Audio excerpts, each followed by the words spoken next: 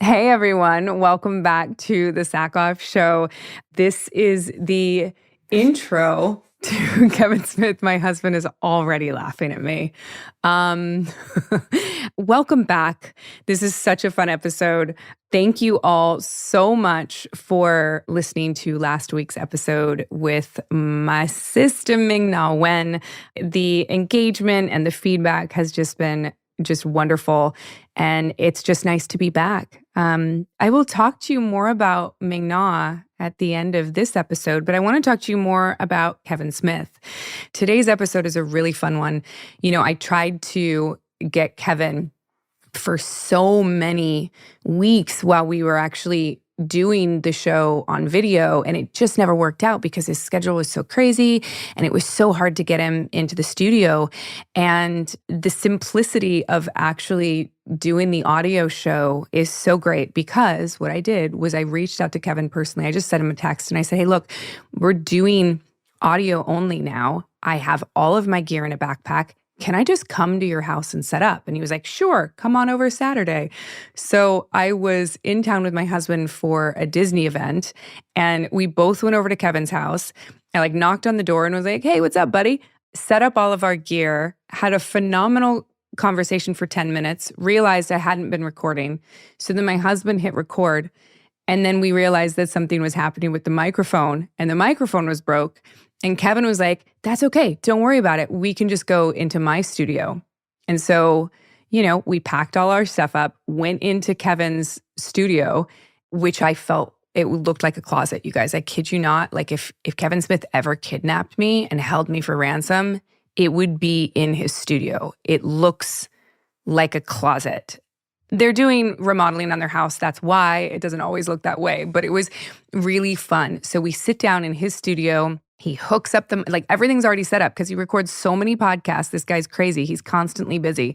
And we recorded this in his studio, which is absolutely amazing. And he actually had video too. And so we're going to use some of that for clip out. So you guys are actually going to see pieces of that episode, even though we are audio only. But then what happened when he recorded for us with his awesome studio space? Oh, right. And so then my husband just reminded me that we were recording in Kevin's, and we did another 10 minutes.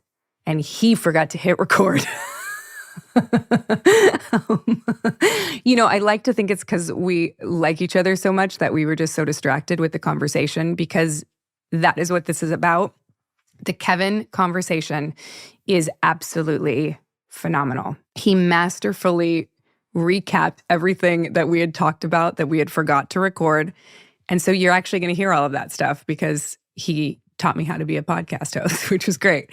I will see you guys afterwards to talk some Hindsight, Ming Na Wen, but enjoy this episode with my friend, Kevin Smith. And yeah, that's what's up. I don't know why I said that. That's your new catchphrase. That's what's up.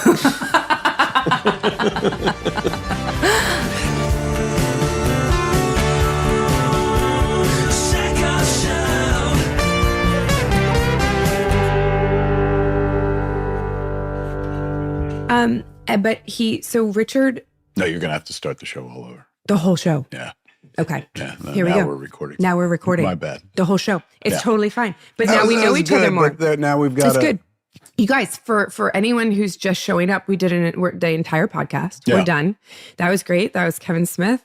Good thing I looked. I mean, this happened to me maybe 3 times. This will be the 3rd time in a podcasting career that spans nearly 20 years at this point. But I remember me and Scott Mosier, who I did this podcast with, did a fucking killer show. We're like, oh my God, that was great. And looked down and we never pressed record. Oh my God. So it happens from time to time. We got, let's say, 10 minutes into a journey. We did. We got 10 minutes into a journey, but we didn't get far enough where But shall we recap for everybody? Let's recap. We're Katie's in your studio. not Canadian.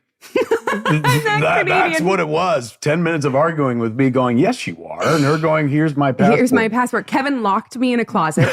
So we're now in a storage closet on his studio. This is a room in my house that should not be a podcast studio, but right now it is. But to go even further back, Katee brought her gear, but gear crapped out. So I was like, let's jump downstairs, man. I was like, I said, so you easy. Luddite. I was like, I'm Mr. Tech, baby. I got this covered. And I did not press record for a good 10, 15 fucking minutes. The blind leading the blind. Thank God we didn't get any further. But all right, but we were at a really great spot, me talking about drug use. It was phenomenal. Yeah, you It's missed great. all that. You missed all that. This is what basically I hijacked Katie's show because I wanted to find out, and I will retell this story very briefly. Right before Katee came, I looked to see that she was not Canadian, and as I had assumed, and I was talking to her about that. And then I was telling Katee that she was like, "Oh, you looked me up. I'm glad you looked me up. I looked you up." I was like, "I didn't have to look you up. I was listening to Starbuck." And so then I told her, in this house, I've been married to my wife we're coming up on our 25th anniversary. When my wife quit smoking one year, which was in the early aughts, I guess it was after the first season of B-Star G. When was that? That would be like 2003. So 2003, yeah, that tracks. That totally tracks. Yeah. So she was giving up smoking and like, man, she was all miserable and like physically sick because dependence. It's an awful thing to give up. Yeah, nicotine dependence.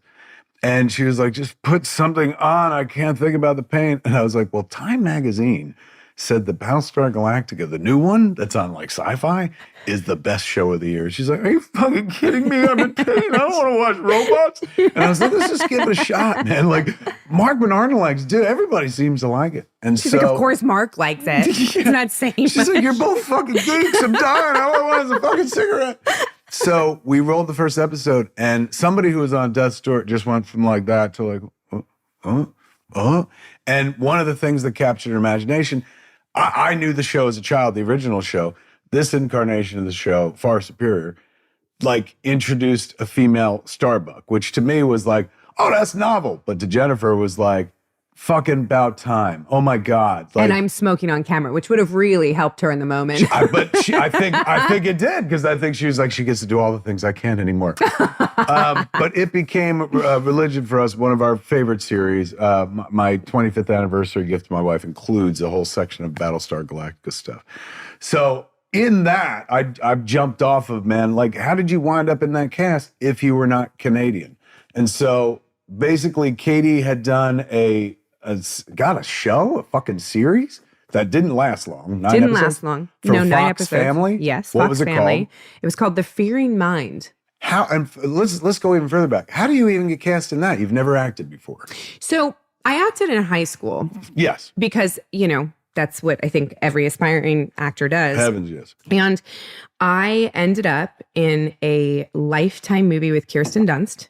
Don't dunce to me right away. Right away, you pull out the big fat dick of Dunst. I did. How did you get into the first thing? The first thing. Yeah, like how do you Kirsten go from Dunst like, movie. I liked acting in high school, and suddenly I was cast on a Fox Family show.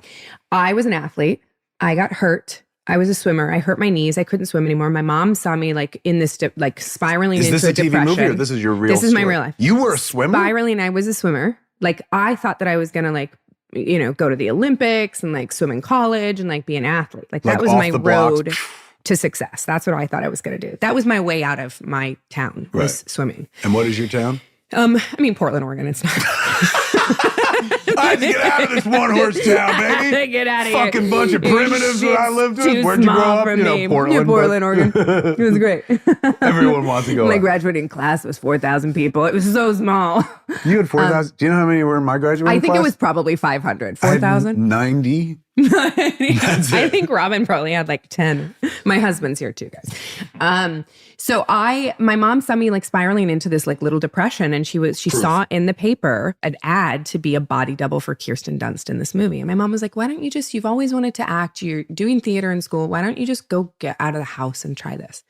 And I was like, okay. So she drove me down to be the body double, and they saw me. I went out and got an agent for this body double thing because I saw it, but you needed an agent to sort of go. And so I went and got an agent, went downtown, got an agent, came back that day. And I said to my mom, I got an agent. And she was like, how? And I was like, I don't know. I walked in someplace and I was like, be my agent. And so in Portland. They have agents there? They do. They did. I don't even remember who they were. But like, so I went down and my mom took me to be this for the body double. And I didn't match Kirsten. I'm taller. I was bigger. They were like, it just doesn't work. But there is a part we need to cast in Portland. It's just 2 scenes. Come back tomorrow and audition for it. And so they gave me the sides. I went home. My mom helped me memorize all night. And I went back the next day and I got the part. And they because of that, they Taft-Hartley'd me into the union, which basically means that they paid a fee to get a non-union actor into the union to be able to use them for a part. It's pretty high honor. Come to find out, it's like impossible to have happen. So that was like the first like miracle of miracles that happened for me. And then the director from that movie, Sam Pillsbury, convinced my mom that she needed to bring me to Hollywood, that there was something about me at 17 years old. So my mom brought me down, the director introduced me to my manager and agent who signed me on the spot. And then I went back to California. You're still with one of them today? Still with my agent, who's now my manager. Met my lawyer. I had that happen too. My agent became my manager. So remember during the weird. big fucking, that big thing. Yeah. My lawyer from that moment, from that meeting, is still my lawyer 30 years later. And we went back to California or Oregon. My mom helped me pack up a U-Haul and she drove me down to California and left me here at like age 18. I had just turned 18. And you're out of high school. I mean, and dropped me. Parents bring their kids to college or drop them They do it off. all the time. Yeah. And so when do you get the big role? So the booking, I booked little things up till that point. Like, I booked like a guest star on Zoe Duncan, Jack and Jane. I booked like some MTV Undressed stuff. I booked, Chicken Soup for the Soul, like all these little things, but everything was like a stepping ladder for me. I was like, I'll take anything. And then I booked The Fearing Mind, which was on Fox Family. That was my first lead role of a series. Booked that. It only lasted for 9 episodes, but so that came after the series work. After the Dunst TV So that movie. came after the Dunst thing. It came after a few guest stars and things like that. And that was like the break. I booked a pilot that didn't get picked up at some point. But that was the first one where I was like on TV every week for 9 episodes. Where'd they shoot? Canada, in Vancouver. Which at this point you're like, hey man, fucking I'm on a TV show. Vancouver it was cool, rocks. Awesome. They were paying me nothing. I basically was like paying them to be on the show. Right. Got canceled, came back to California, worked a bit. I think I booked a Halloween movie at some point. And then the big role that everybody wanted that pilot season was a show called The Education of Max Bickford with Richard Dreyfuss and Marcia Gay Harden. Right. Got to work with Peter O'Toole and Eli Wallach, and like literally just went to work every day with Oscar winners. It was crazy. And legends who at that point were like doing TV, which like for years prior was unheard of. It was unheard of. Marcia Gay Harden had just won an Oscar and then was on Max Bickford. She must have been like, what the fuck did I just do? And so that was like a really big role for me. How was Dreyfuss? He was wonderful. He was, this is like right when we got cut off. This is great, Kevin. Look at you back there. You brought me back. I'm learning from you. You're keeping me on track. I was sort of getting into partying a little bit. I was sort of a wallflower at that point in my life. I didn't meet people very well. I didn't go out. You also can't party as a swimmer, can you? No. So I didn't really I didn't do drugs. I didn't do anything. And I don't even remember who it was at this point. But it was somebody on that show who had made a comment to me that don't explain to me how you can be a good, successful actor if you've never had any tragedy in your life. You've never had any hardship. And I was like, it's acting. I didn't understand. I didn't understand, but I took it very seriously and was like really disappointed. And then disappointed that you didn't have any tragedy in your life? I had no tragedy. I guess I'd lived a very sheltered, very easy life, which I did. Like, let's be honest. But you didn't get to do the thing you trained for your whole life, swim. Yeah. There's my tragedy. And so the first time I was at a party and somebody offered me drugs, I was like, sure, this will be my problem. Right. I'll set out to have a problem. This is awesome. And so I had one night for an episode, I had a will notify, which for anybody who knows that is basically like they don't know when they're going to get you in the night, but they're going to will notify you probably around 4:00 in the afternoon. And then they'll let you know what time you have to come to work. My will notify was like 10 p.m. And I was like, it's like way at crazy. The end of the day. Yeah. So like at 10:30, I didn't hear from them. And I was like, oh, all right. I guess I'm not going to work today. So I went to a party and then I got a phone call, like I got a page. I didn't get a phone call. Oh, wow. I got a page. Pre-iPhone. Yeah. And they were like, you need to come to work. And so I went to work. I was on drugs. And Richard Dreyfuss basically pulled me aside in this very loving, fatherly, very, very terrifying, stern way and said, you do whatever you need to do to get through tonight. But if you ever come to work like this again, I will ruin you and make sure you don't work again. And I was like, what? Okay. The, why ruin? I don't know. And it might not have been that. I mean, it's 20 years ago, 25 years ago. But he definitely said that he would make sure I didn't work. He'd make sure I didn't work. He said, you do not come to work like this. You do not get to be unprofessional and not experience ramifications. And that's what it's going to be. Like, figure it out. And I was like, okay. So I like called here I am, this 20-year-old kid trying to figure out how to like not party on the weekends. And I'm like, I called a rehab place. And they're like, you don't need us. And I was like, okay. Just like, I'm trying to out. explain to them. I'm like, so I'm on a CBS show and I can't like check into rehab, but I need some help. So like, what do you guys do? They're like, not help you. Like, what are you doing? So I called my mom. I called my mom and I was like, Mom, I have the guy from Jaws yelled at me. It's like, told me he'd ruin me. And I was like, I have a problem. Like, no rehabs will take me because I don't really have a problem, but I need help. And I woke up the next morning and my mom was there, like flew all the way to New York. She was standing at my door at like 11 a.m. and was like, I'm here. What do you need? And she stayed for like a whole week. And I was like, okay, cool. And I never did drugs again. Are you serious? Yeah. Good for you. Yeah, never did them again. But that was sort of that, so Dreyfuss is, he's tough, man. He's tough. He was a stickler and he demanded, one could definitely say that he gave you like solid advice that obviously impacted. He gave me solid advice and he was always there and he was always supportive and he was very loving and he was very fatherly, but he gave me very solid advice that like I could have gone down a very different path. I was sort of ascending at that time when like a lot of kids, like there was the whole WB thing and a lot of TV actors were becoming film actors and there was a lot of like money being thrown around and kids that were like had fame and like all of this crazy stuff. And it really put me on the straight and narrow. So I started drinking a little too much, but I do like wine. The drugs went away. So from that, you're not alone in the wine thing. Oh, I love particularly it. In this town. I love it. Always seems to be wine o'clock for somebody. I mean, is it noon? And also, like, if you're like in the business, there's a chance that you could become a vintner, so to speak. Yes. And then all of a sudden, it's like you don't have a problem. You got a business. You got a business, which is like my goal in life. You can't really have a business with drugs. It's a whole different. No, that's a completely different thing. It winds you in prison. Yeah. It winds you in prison.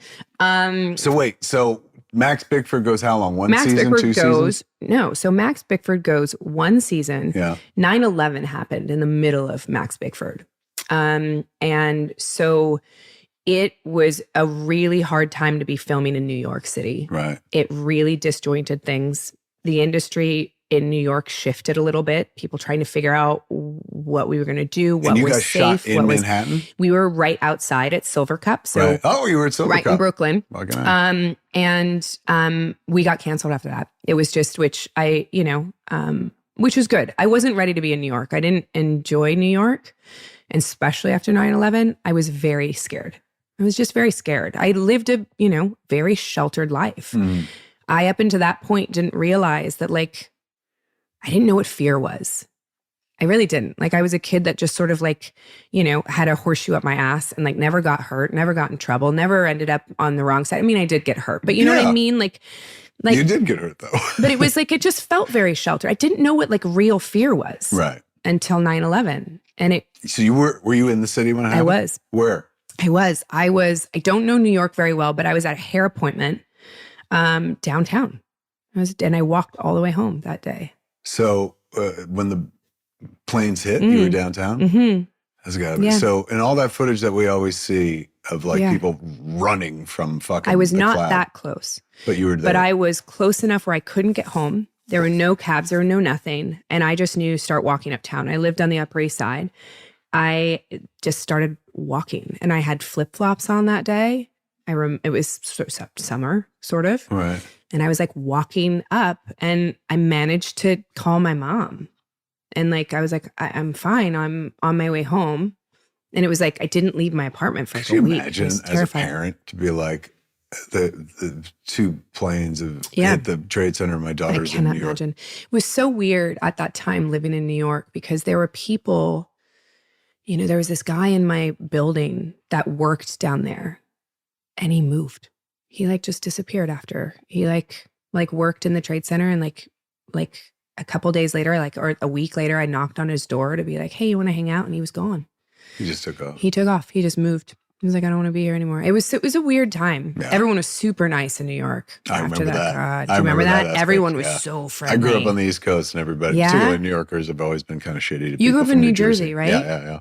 So I'm Because I very remember familiar with everyone that. right after 9/11 they were being boated over to New Jersey. My friends, Brian, I don't know if Walter was still, I think, working at the rec center down there. So they were ferrying people over and giving them rides to like their homes and shit. And they like drove a bunch of shell-shocked people who were just covered in fucking ash and shit, who were like, I don't know what to say. I don't know what to say. It was very weird. It was just a heartbreaking time. And then the aftermath of it was really heartbreaking as well. It was a weird, very strange time in our country and the world, I think, but especially New York. In the midst of it all, the show ends. It ends. And so what happens at that point? So then I come back to LA. Yeah. And I realized in that moment that I needed to change my perception of myself in the industry because I was being known as the chubby girl from Max Bickford. Is that right? Yeah, that's how people talked about me. They didn't quite know where to put me. I wasn't like super, super cute. And like, I didn't fit the like WB mold at the time. It's like, But that's what I it would was. disagree. I believe you are. So, but it's what it was. I was constantly told I needed to lose weight. We all the always time. hear that in stories and in articles and all the time. That's a true all thing. the time. It gave me I tried everything. I tried throwing up after I ate. I never could do it. I wasn't good at it. I tried starving myself. I tried obsessive working out. I tried everything to lose weight. And I liked food too much. I was like an athlete. I was like, this doesn't work for me. Right. I like to eat.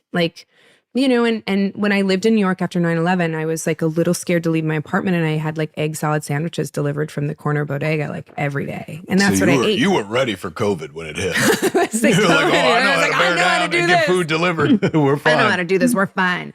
And so I knew in that moment that I needed to sort of like find something different. And these two auditions came across my desk, and one was Battlestar Galactica and one was NCIS.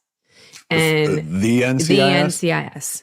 And it was these two things, and I'd been auditioning for Abby, and which is sort of how people saw me, that's sort of what I was. I was quirky. I was different. Who's Abby? Is that an NCIS Abby's the character? character on NCIS that has the black hair with the pigtails. Polly plays her. I've never watched the show, but I You know. know, yes. Okay. So, tech person. Yes, tech person. That's how I was sort of like perceived. And I was like, I want Battlestar Galactica. I want this pilot. I want this backdoor pilot movie, Battlestar Galactica, because I get to shoot a gun and people will see me differently if I can book this. And I was relentless. I was like, I will cut my hair for these auditions. I kept going in and I kept just begging them to see me again. They were like, she's not right. She's too young. Please see me again. Just please see me again. And I kept auditioning. And I eventually, I don't know how I got it. There's a story that David Icke was watching the audition tapes on silent, and his ex-wife walked by him in the room and they were so upset they couldn't find Starbuck, couldn't find her. And she walked by him and went, I don't know what you're talking about. That girl's Starbuck. And I got the part. Like, I don't even know how it happened. But two of the main writers from Battlestar Galactica wrote The Fearing Mind, that first show that I did for Fox Family in Vancouver. Who?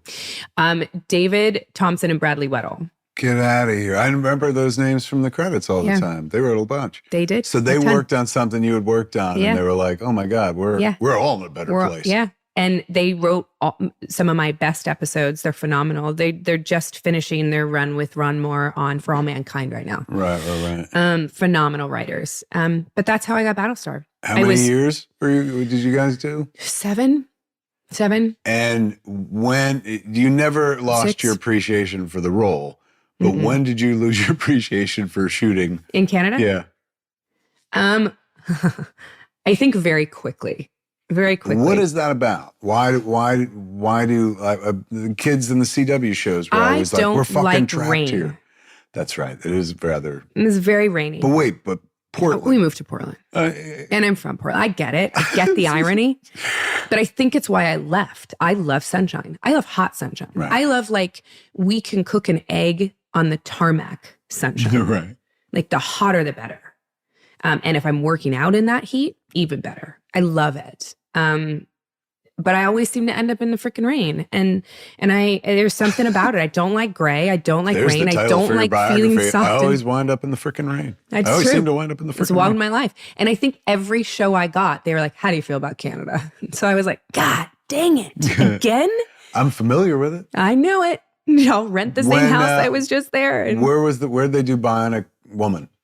Canada.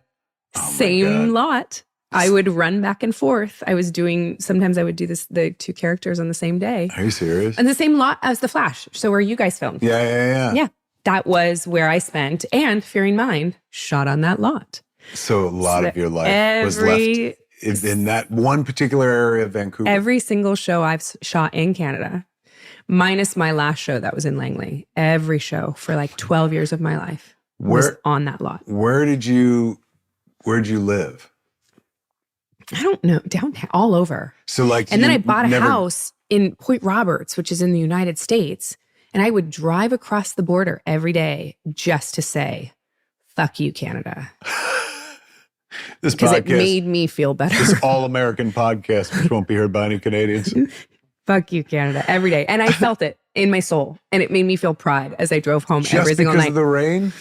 Just because we have that here in the States too. We do a lot in California now. But there was something about me in that time of my life that was like, how old are you at that point? 23 when we started filming, 28 when we ended.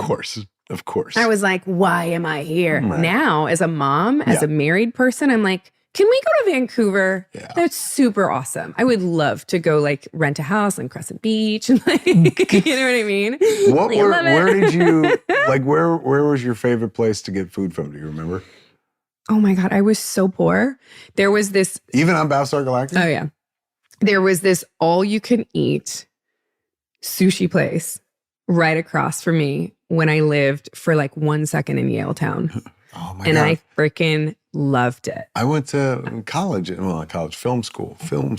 The Vancouver Film School was in Yaletown. Yeah, the original location. What brought you, so you grew up in New Jersey. I'm a huge Canada fan. I'm the opposite of you. If they were like, you're going to be trapped in Canada for 12 years, I'd be like, I love it. But there's a lot about it that you love because you love hockey, which is also an East Coast thing. So you sort of grew up in that. Also Degrassi, I'm a huge Degrassi fan. How did you end up such a fan of Canada? Because my parents took us there. My parents honeymooned in Niagara Falls, as you did. Right, as you do. 60s or 70s. On the New York side or the... We were both. They went New York side, and then, of course, they went up to Niagara Falls, Canada, because that's, exotic. Yes, of course. Leaving the country. And at that point, you could do it with a driver's license. Pretty much. So we, years later, I was 5 years old, they took us to Canada, to Niagara Falls. Because it was an easy fucking driving vacation with the family and stuff. And I fell in love with it. Everything was different, but the same. The police didn't ride in cars, they rode on horses. And they didn't wear blue, they wore red. And stores looked like they did in America, but they had weird names in the movies, like Roots and shit like that. But the thing that really did it for me was we were at Niagara Falls, and there's a wall of fucking Canadians who tried to go over the falls in a barrel.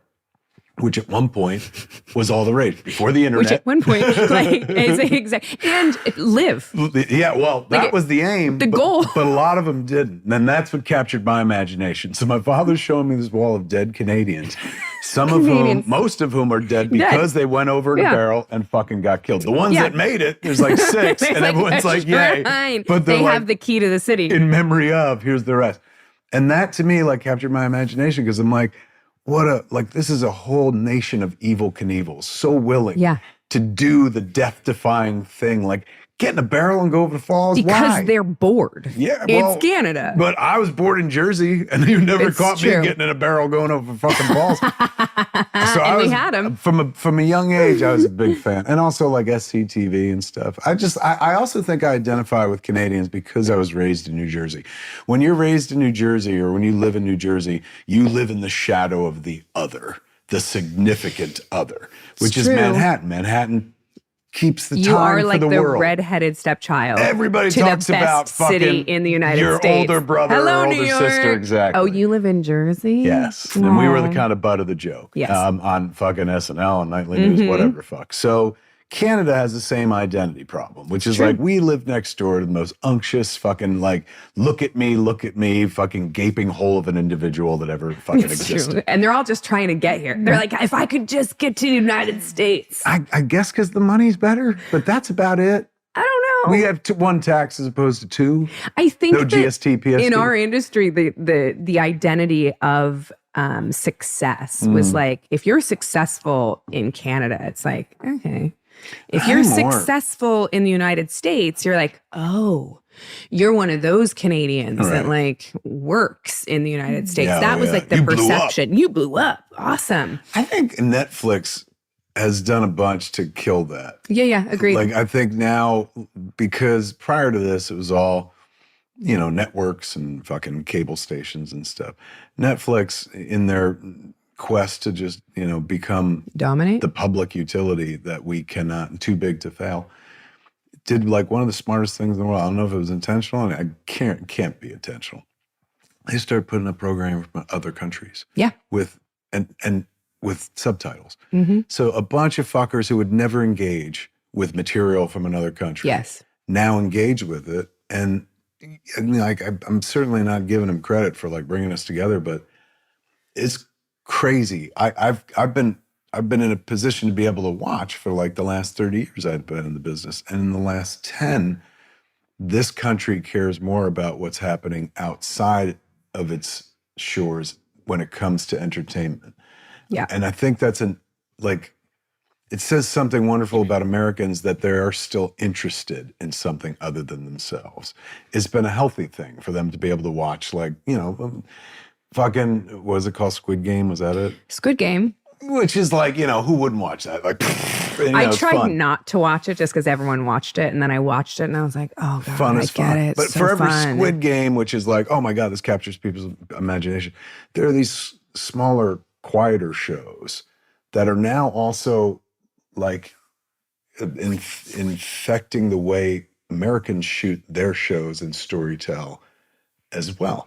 I watched Ripley, which Steve Zalian just did. He's in his 70s and he's written every fucking movie under the sun. So like, God bless him, he could do whatever he wants. But he told the slowest version of The Talented Mr. Ripley, 8 episodes, an hour apiece. And they look like they were shot like, and this is a high compliment. It's not meant to diminish it. Like an experimental art film. Guy's just really fucking going for it. Most of the fucking thing is in Italian because it's in Italy. Right. And I don't think it's going to jump to like number 1 or anything on their top 10, but like that thing never would have been made were it not for the fact that now American audiences are far more comfortable with reading. There's definitely sort of this feeling of like back to basics in filmmaking and in television that I think we've lost in sort of like our country to sort of like give it a label where everything was bigger and better and flashier for a very long time. And I think that's what people liked about our industry, what drew Canadians to the United States, what drew other people, other countries to want to make stuff in the United States, because the money that we threw at our projects was so unparalleled to other places. That being said, there's this shift in this pushback to that now where people want authenticity. Yeah. And I think there is an authentic style of filmmaking that comes out of other countries because of the lack of finance and the lack of support financially, I guess, same thing. But so Canada, for the longest time, was producing projects that were so low budget, but they had everything good about them in it. Right. But they weren't seen because they were different. They were slower paced. They were grainier a little bit. Their color was just different. Like they weren't bright and shiny. But that's the type of filmmaking and that's the type of stuff that people are actually being drawn to now because it feels more real. Yeah. You can't, most of the other shit is kind of interchangeable where it's like, oh, it just looks big. Yeah. But now you look for something that is more signature. You know, I've watched the business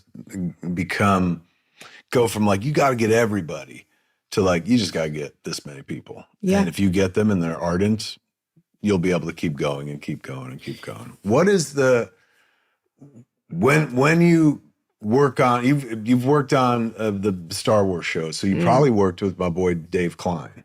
He's one of the DPs. Dave is... It's lovely, isn't he? Dave is literally one of my favorite people in the entire world. Yeah. We share a passion of wine. That's right. He is something of a fucking wine guy. Yes, we've traded bottles. He's absolutely wonderful. He shot Clerks. Yeah. He shot Clerks, he shot Mallrats, Chasing Amy. Then he came back for Clerks 2, Zach and Miri Make a Porno, Cop Out, Red State. So I've shot 7 movies with Dave. So cool. If you had said back in 1994, the kid who shot Clerks is going to shoot fucking Mandalorian. He's going to shoot he's going to be that guy. Shows. And the biggest budget thing you could possibly And he's going to imagine. become their go-to guy. The guy that saves things. Yeah. The guy that I couldn't get for my last movie because they needed him. Because they now own us all. They're I'm sorry. He's he busy. was like, we were going to do Clerks 3 and, he was like, oh my God, this would be amazing. I'm down. But that's when he was first offered a chunk of Mandalorian. Well, and the thing with the Star Wars shows is they're literally back to back. Yeah. They use the same crew. The strike has been so hard because it really put a pause on that. So many crew members that were dependent on that work because that work had been so consistent for them where they would just roll into the next show. It's been really hard because it's just sort of paused everything. What was it like when they were like, hey man, we want you to play a cartoon character? Did you know the cartoon? Kevin, this interview is about you, not me. I'm not that interested. Because I want to. we get to deep dive. We do get to deep dive. Did you know the cartoon prior? Yeah, no, but I knew Rebels Star or Wars. any of the Star Wars cartoons. No, I knew Star Wars. Were you aware of this whole? Oh my God, there's fucking, there ain't just Boba Fett. There's a bunch of fucking Boba Fetts. And then there's girl Boba Fetts and shit like that. No. I only knew the name Mandalorian. That's all I knew. Just because when, I was a big fucking Star Wars fan as a kid. And that word has been around forever. I didn't know there were a bunch of them and shit. I had no idea. When they called me, and this sort of happened because of Battlestar, anytime they needed a woman to play something that a man had been the person that people thought of in a role, they called me. They were like, what about Katee? She did it once. She could do it again. So you went from the Bickford girl to when we need a man who's not a man, we'll call Katee Sackhoff. And the irony of that, Kevin, the fucking irony of that is my body size didn't change. So you know how I told you that I was the big girl? Yeah. My body size stayed the same. So then it was just perception. Because you were athletic? All it was. Because you were doing running and all shooting? All of a sudden they went, oh, you mean the girl that we thought was chubby actually can just do 1 million push-ups?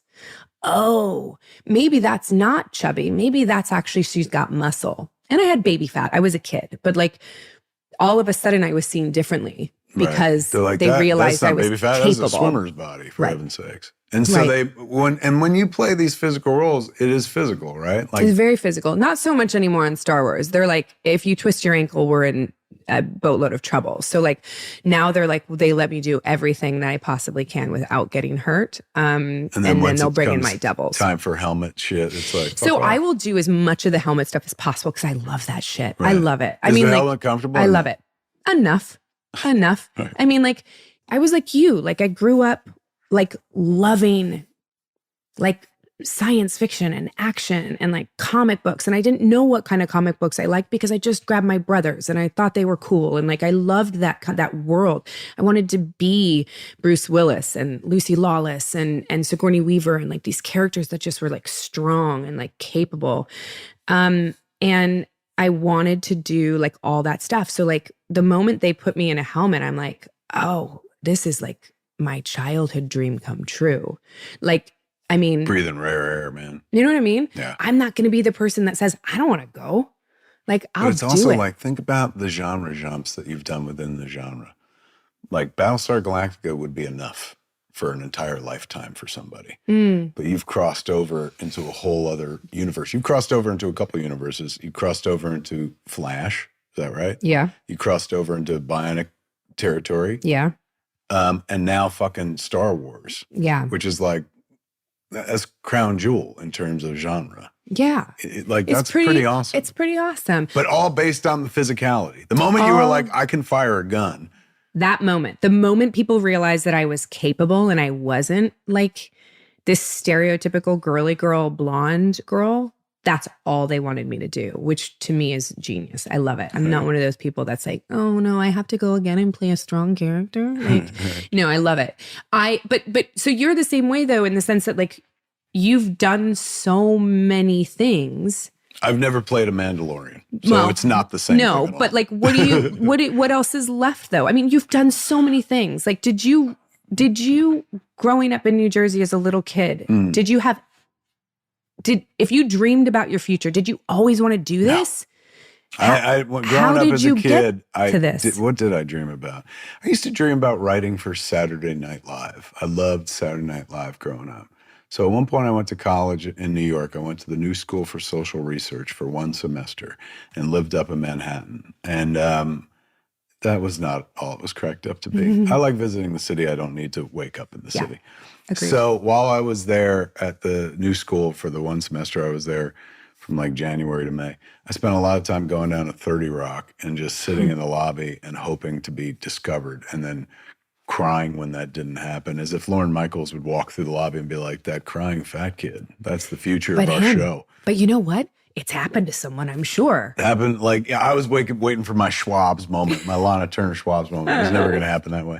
So I'd seen in 1992, Richard Linklater made this movie called Slacker, or at least it was released, 1991. On my 21st birthday, I went to see it. And I'd been a movie fan my whole life.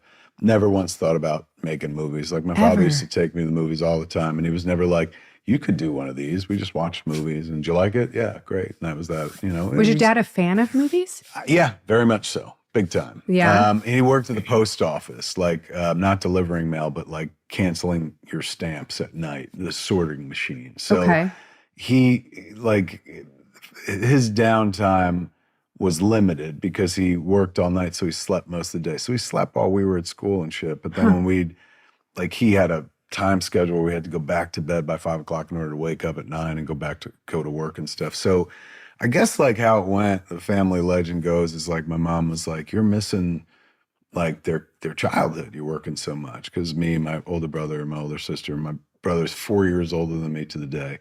My sister's 5 years older than me to the week. You and your brother have the same birthday? Same birthday. I was born on his birthday. Isn't that horrible? Oh, you're a poor 4-year-old kid and they're like, here's something that's going to take all your Happy attention birthday! away. No one will ever think about you for the rest of your life because they're going to think about this fucking kid. So enjoy. He's a fucking saint, my brother. He's like one of the best human beings in the world. But that is a shitty thing I had no control over, but I wish that I hadn't been born on his birthday. Not so I could have my own, but just because it really has for years like diminished the shine of his own thing. Aww. And then that was before I made fucking movies. I know. That's when you just existed. I was just the baby. That was before success. So my old man would, we were part of that generation. They didn't encourage your kids to do anything. My kid was born from day one. I was always like, you can do anything you want except fly without a rocket pack. Other than that, fucking most things are work manageable. at it. Yeah, build one and then fucking do it. Shit. It happens. But like we were part of a generation where they'd be like, see that mountain, never climb it because you'll fucking fall. And it's not safe. And also somebody smarter than you could probably do this and shit. Right. So we were never encouraged to do a thing. When I saw Slacker, that was like when I went from like just a movie fan to a film fan, where I was like, oh my God, this flick set in Austin, Texas, has no main characters whatsoever. Every character hands off to somebody else, so you're never with anybody for more than 3 minutes. There's no plot. There's no movie stars. There's no fucking car chase. There's nothing. This is just a guy bombing around his town and shooting the locals and the kind of weird folks and whatnot. And I was like, I always talk about viewing it with a mixture of awe and arrogance. Awe because I'd never seen anything like that before. But arrogance because my first thought after it was done was like, well, if that counts as a movie, I think I could make a movie at this point. Like fucking that bar is very low. There's no shark in this. Like, Yeah, exactly. There'll be no Richard Dreyfuss to tell me what I'm doing wrong. So I started looking into film, but this is before the internet. So when you're looking into it, that's literally like getting books. Spike Lee wrote these books every time he made a flick that were film journals, incredibly useful for a person that didn't know if they were going to be able to go to film school. When I figured out I wanted to be a filmmaker, I was 21. So I'm already 4 years into that educational post-high school journey where I dropped out of college. So did you feel behind? Very much so. Yeah. Very much so. So when I started making Clerks, which was like first it was 91, I saw Slacker. 92, I went to Vancouver, to the Vancouver Film School, because there's nothing else like it at that time. You can go to NYU, you go to Tisch, but that was 4-year program for an undergrad before you get to the master's program and you could do your thesis film. And that was $40,000 a year at that point. I don't know what NYU costs now, but like that would have been $120,000. So expensive. So Vancouver Film School like advertised in the Village Voice. And I'd read the Village Voice every week and stuff. And so I saw this ad and it was a 1-800 number. And I called it up and shit. And I was like, can I get a package? And they sent me the package. And I filled out like the essay why I thought I was a filmmaker and shit. And sent it back. And they accepted me. And I was like, oh my God, that essay fucking rocked. They accept everybody. But this is what I didn't know. So I sit my parents down and I'm like, I applied for film school, which they were like, I started a lot of things, never finished anything. So when I told them this, they're like, okay, like this is Kevin's new hobby. Yeah. And so I was like, I applied to film school. I'm going to figure out how to make a movie and come back and make a movie like that guy, Richard Linklater. I said, so in February, I'm going to go to the Vancouver Film School. And my mom goes, Vancouver? And I was like, yeah. She goes like, Tiger, that's so far away. And I was like, no, it's not. I was like, it's right above us. And she's like, what do you mean? And I was like, well, isn't this like New Jersey, New York, like Vancouver? And she goes, Vermont. And I was like, Vermont. She goes, that's the V you're thinking of. That's what's above us. That's what's Vermont. above us. She's going, Vancouver is on the other side of the country and in another country. And I was like, what do you mean? She's like, look at the envelope. And it had letters in the zip code. And I was like, that should have tipped me off. That should have tipped me off. Should have tipped me off. I was like, I'm going to film school, but not in America? She's like, no, you're going to Vancouver. The stamp on the front said Canadian Post when it came back, since your dad worked for the post office. All started to connect. And I was like, fuck. So I wound up going to Vancouver Film School for about 4 months. I dropped out. It was an 8-month program. I dropped out midway. But that was where I met Dave Klein. He went to the Vancouver Film School as well. Really? And Scott Mosier, who produced all the earliest stuff that I like most of the movies I ever made. So I met those two kids. Those are the most valuable things come out of the Vancouver Film School. Why'd you drop out? I wanted to learn how to use equipment because I just wanted to get that knowledge back to my people, my friends, when I got back to Jersey so we could make a movie. They spent a lot of time doing theory. Yeah. Which I was like, well, if I wanted theory, I could go to Tisch and pay for that. What I liked about this program was like, we will tell you how to make a movie in 8 months. It was not a degree program, a certificate. You get at the end a certificate that says he finished the program, which is about as valuable as a fucking college degree anyway. So I was like, you know what? What's more important here is learning how to use a Nagra, learning how to use a camera, learning how to edit 16 millimeter film on a Steenbeck and stuff. So I got a bunch of those, but then there was also a lot of theory. And it's like, with all due respect, I don't need the Canadian drama teacher trying to tell me what fucking Jonathan Demme was saying with Silence of the Lambs. Like, that's not what I'm here for. So instead, I gleaned what I could and then dropped. Moj and Dave finished. They went the extra 4 months and stuff. I love that it's extra 4 months. I thought you were going to say extra 4 years. No. Extra 4 months. Again, it's 21, a short program. And I felt like I was behind. You know, like most kids were graduating college. And I love that you were like, need a Cliff's Notes version of film school. Get me there I just want to be able to quickly as operate a possible. camera, know how to go from point A to point B, get this film made, get it done, and that's it. Yeah.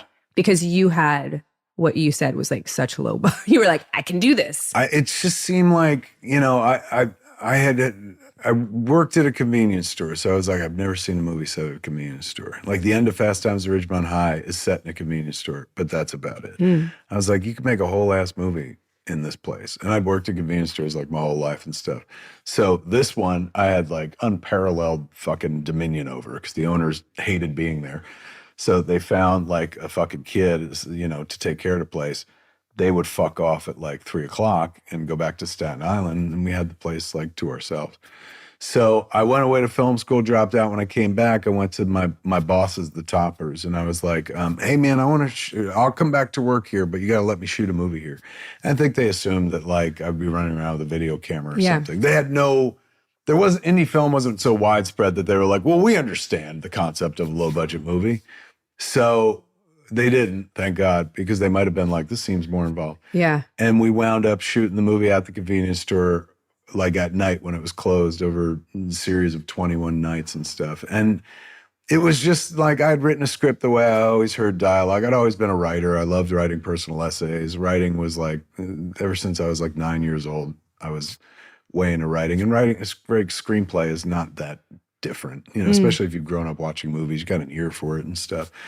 So I was a very dialogue heavy guy. It's great for a low budget independent film because you're not moving the camera much. You just Jim Jarmusch that shit, set it up. Put the camera where the story is and just go for it. Let everything happen in front of it and stuff, which I always liked. Now I don't think of myself as a director, which is fine because most people don't either. But I think of myself more as an editor who happens to direct. It's really funny because I think of you. I think of you as a director. Like when I think of you, I'm like, that's a director I want to work with. Oh my God, you're too kind. It's true though. Yeah. I don't. I look at others and I looked at fucking Ripley and I was like, wow, Steve Zalian's a fucking director, man. Like it would never occur to me to waste this kind of money. Waste is a hard word. Spend this kind of money telling a fucking story that everyone's heard before. But I was like, wow, that's a filmmaker. That's why I've always felt ill at odds with the job because I think to be a director you have to be like an outrageously selfish adult baby. Yes. It's all about my vision and shit like that. Yes. And I have a vision, but like I drop it at the sign of any sort of like, what do you want to do? Like to me, it's like, yeah, I get to make the movie and I get to make what I want, but this is everybody's experience and you want them to have a good time.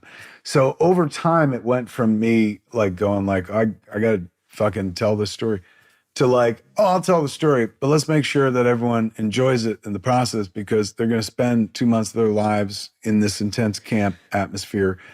And, I'm insanely codependent. So naturally, it's more important for me to be liked than for me to be respected. So on a set, I want people leaving going like, I had the best fucking time. Like, have you ever made a Kevin Smith movie? They're so fucking fun. No one will see it, but my God, you're going to have a good fucking time. That's always been my goal. It's like, I want to be the person everyone wants to work with twice. You know what I mean? Yeah. Like I'm the same way. I'm that like younger kid where I'm like, but do you like me? Yeah. Like that's why I bribed my child with tutu dresses because I just wanted her to like me. Yeah. I just need to be liked. It's a problem. I always thought I was a good parent. And then one day I asked the kid, Harley, my daughter Harley, she's like 24, she's gonna be 25 this year. So I asked her once, in a fit of,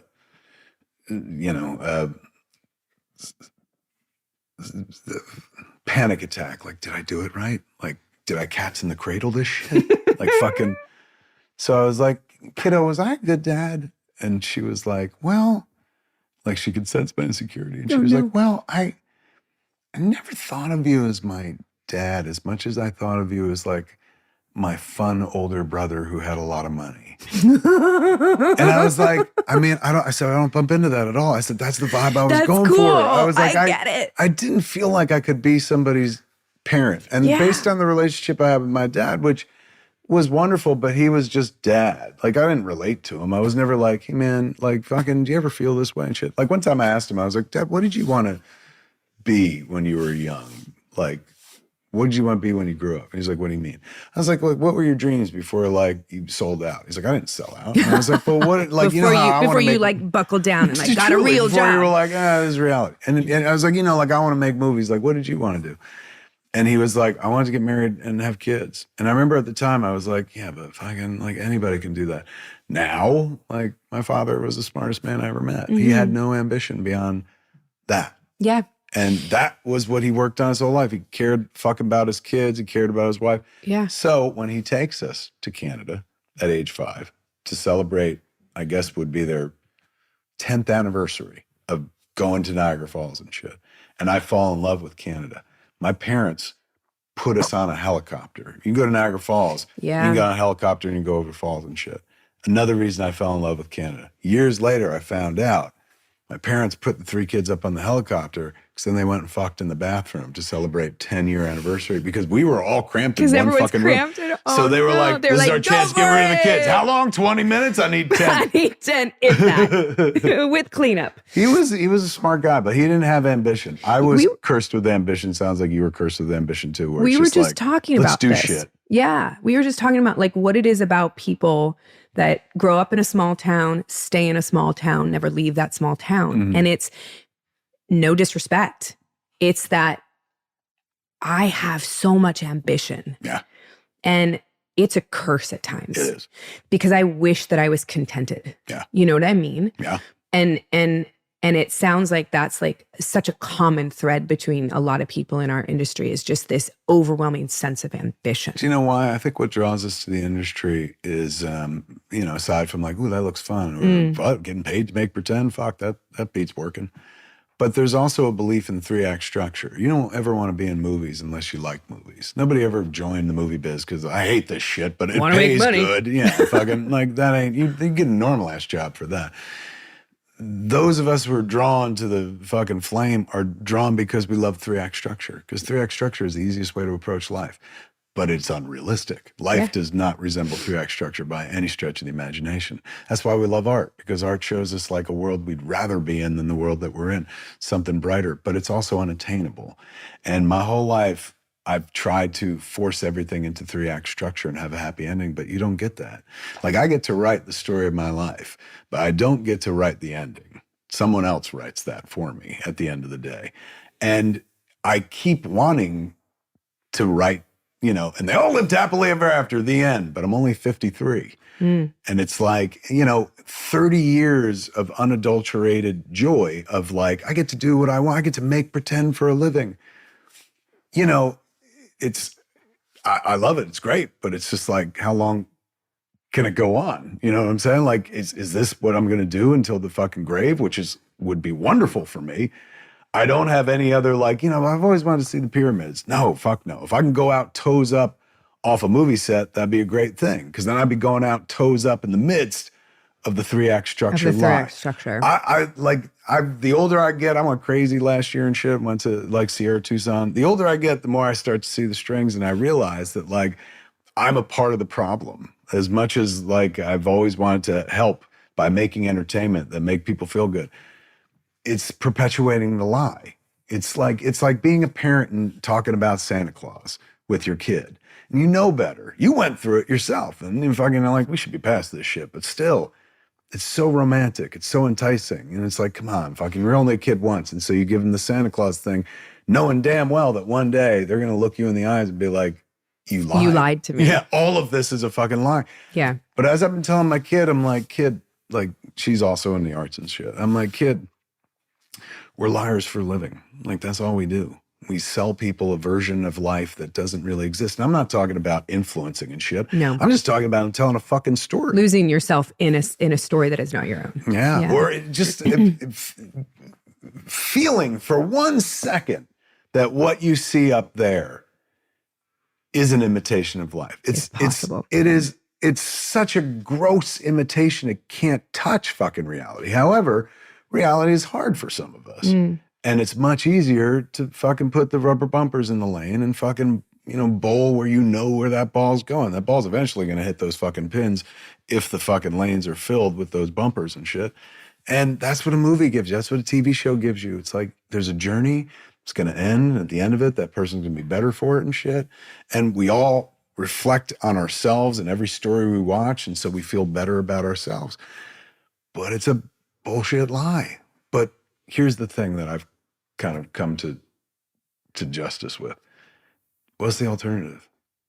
Like, just to live in the real world and shit with all that misery and sadness and fucking like, I was there years ago. I don't want to go back. And I'm not talking about money. I'm just talking about the idea, like, my father got up every day of his life and he was like, what do I have to do today? I get up every day in my life and I'm like, what do I want to do today? What do I get to do today? Yeah, shit like that. And so I see sometimes there are artists that like eventually fucking tear off from artifice and head toward truth. But I've accepted the fact that I'm perpetuating the myth, but wouldn't have it any other way. Like, you got to give people a little magic. If it's all reality, it's all depression.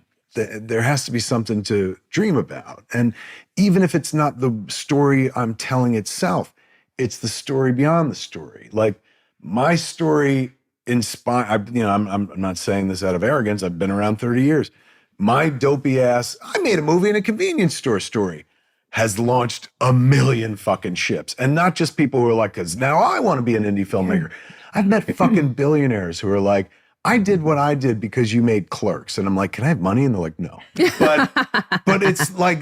But it's true, though. Some people are inspired by the story behind the story. And so then I go, well, how could truth be valuable in the face of that?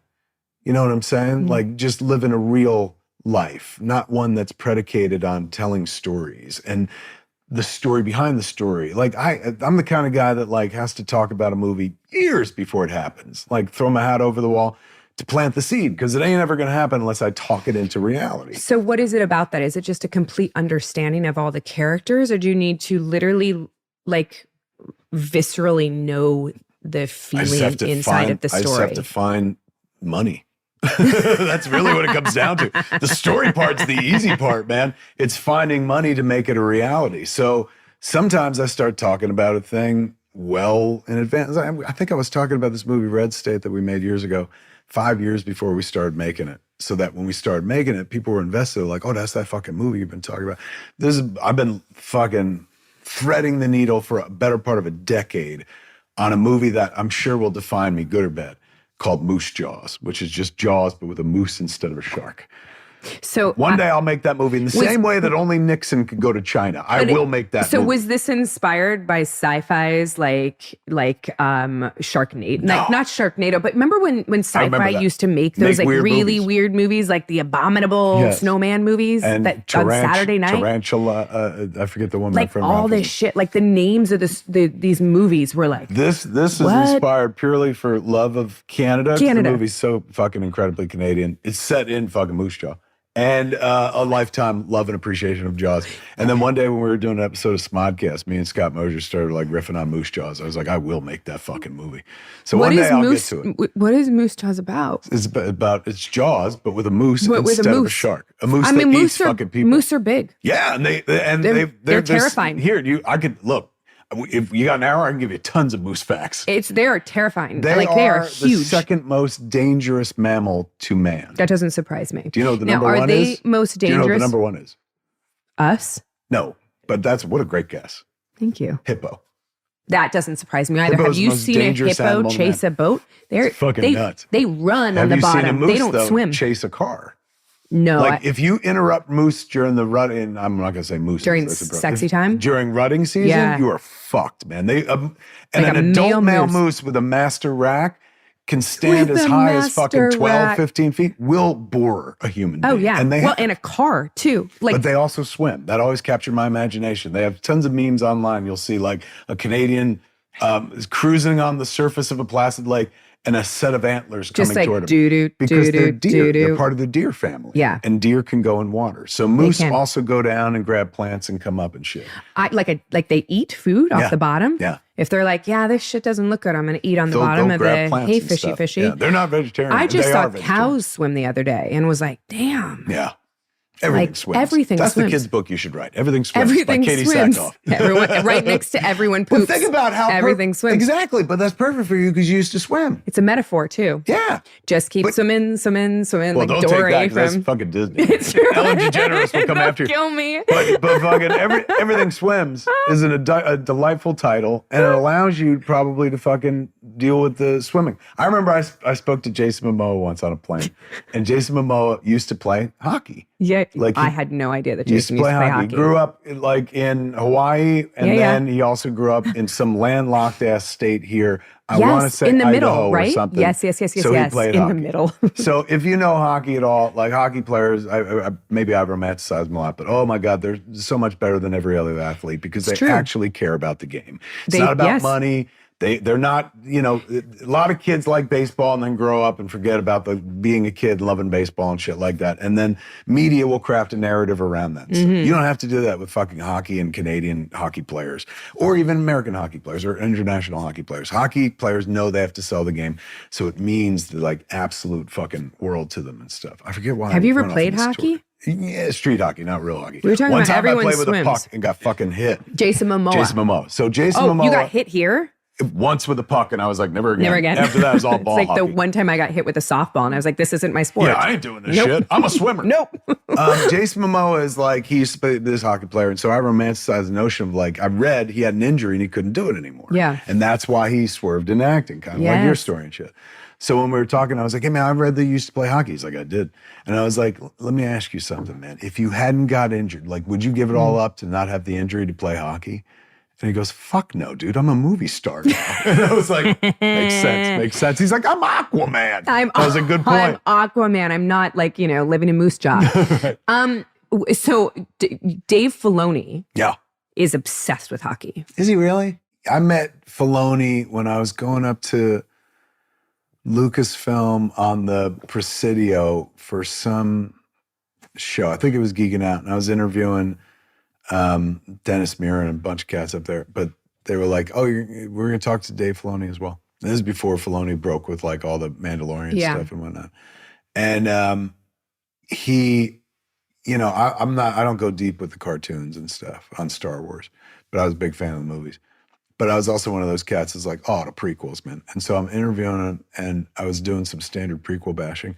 And he was so like, no, you just don't understand those movies. Yeah. Let me explain. And like broke him down in a way where I was like, wow, dude, you did something that the guy who made those 3 movies couldn't do. Because now you're like, I get it. The prequels matter. He's a sweet, sweet guy. He's a wonderful and I like person. his story too. I love what they're doing with that, with Star Wars, like now, currently on Disney Plus. And there's something about it that feels very future forward, in as much as like, oh my God, we can deep dive on shows. But it also reminds me of like the Planet of the Apes TV show that they did for like 2 seasons when I was a kid. Oh yeah. Especially with the art at the end of the show. They like kind of show the artwork that they it feels new and it feels familiar at the same time. And also like fucking the way that 2 of them have been playing in the world of Star Wars with the toys is something I can easily co-sign. It don't make me jealous. It don't make me go like, I want to do that, but it makes me go like, oh, they use the troop transport. That's fucking genius. Well, what do you want to do? Because so speaking of like directing, like is there any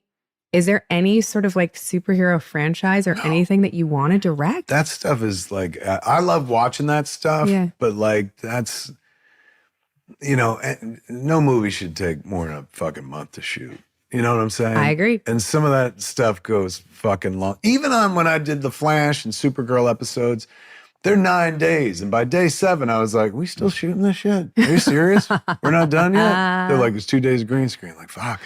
So I know if I get bored on a 9-day superhero thing, fucking. Could you imagine? We're in month 7. I with talked Kevin to the fucking Smith. Russo brothers. They're like, we were away for a year and change making those movies. I was like, a year and change of your life. Tell them the same fucking story. And granted, there's many stories within that story, but Yeah, no, I prefer shooting dialogue. So you can shoot 5-7 pages a day. And get out of your movie pretty fucking fast. I love that. I did a movie in London where we shot 21 pages of dialogue a day. It was just me. It was basically a 1-act play. And I memorized the entire movie from start to finish to be able to shoot the entire movie in one day if I needed to. And I ended up having issues with my visa, and they had to send me to Ireland for 5 days waiting for my visa. And so it pushed us 2 days. We lost 2 days. And on an indie film that was 11 days, losing 2 days is a really big problem. Yeah. So they brought me in on my first take. I did 26 pages without stopping. They said, how long do you think you can go? And I said, let's just go until the cameraman can't hold the camera anymore.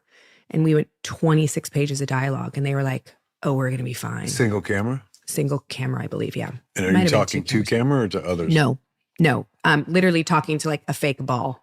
It was like Flight of the Navigator, basically. Seriously? Yeah. So it was like basically me 26 talking. pages of, is this ball talking back to you? He is. So they had a microphone that so somebody is doing dialogue with Someone's doing dialogue with me. But you're the only human on set? I'm the only person on set. And I just kept going through scenes and scenes and scenes and scenes. That's fucking impressive. It was awesome. Because if you lose that time, but you can shoot a movie. It's in so little time. And I think that a lot of times we waste so much money and time in these big things.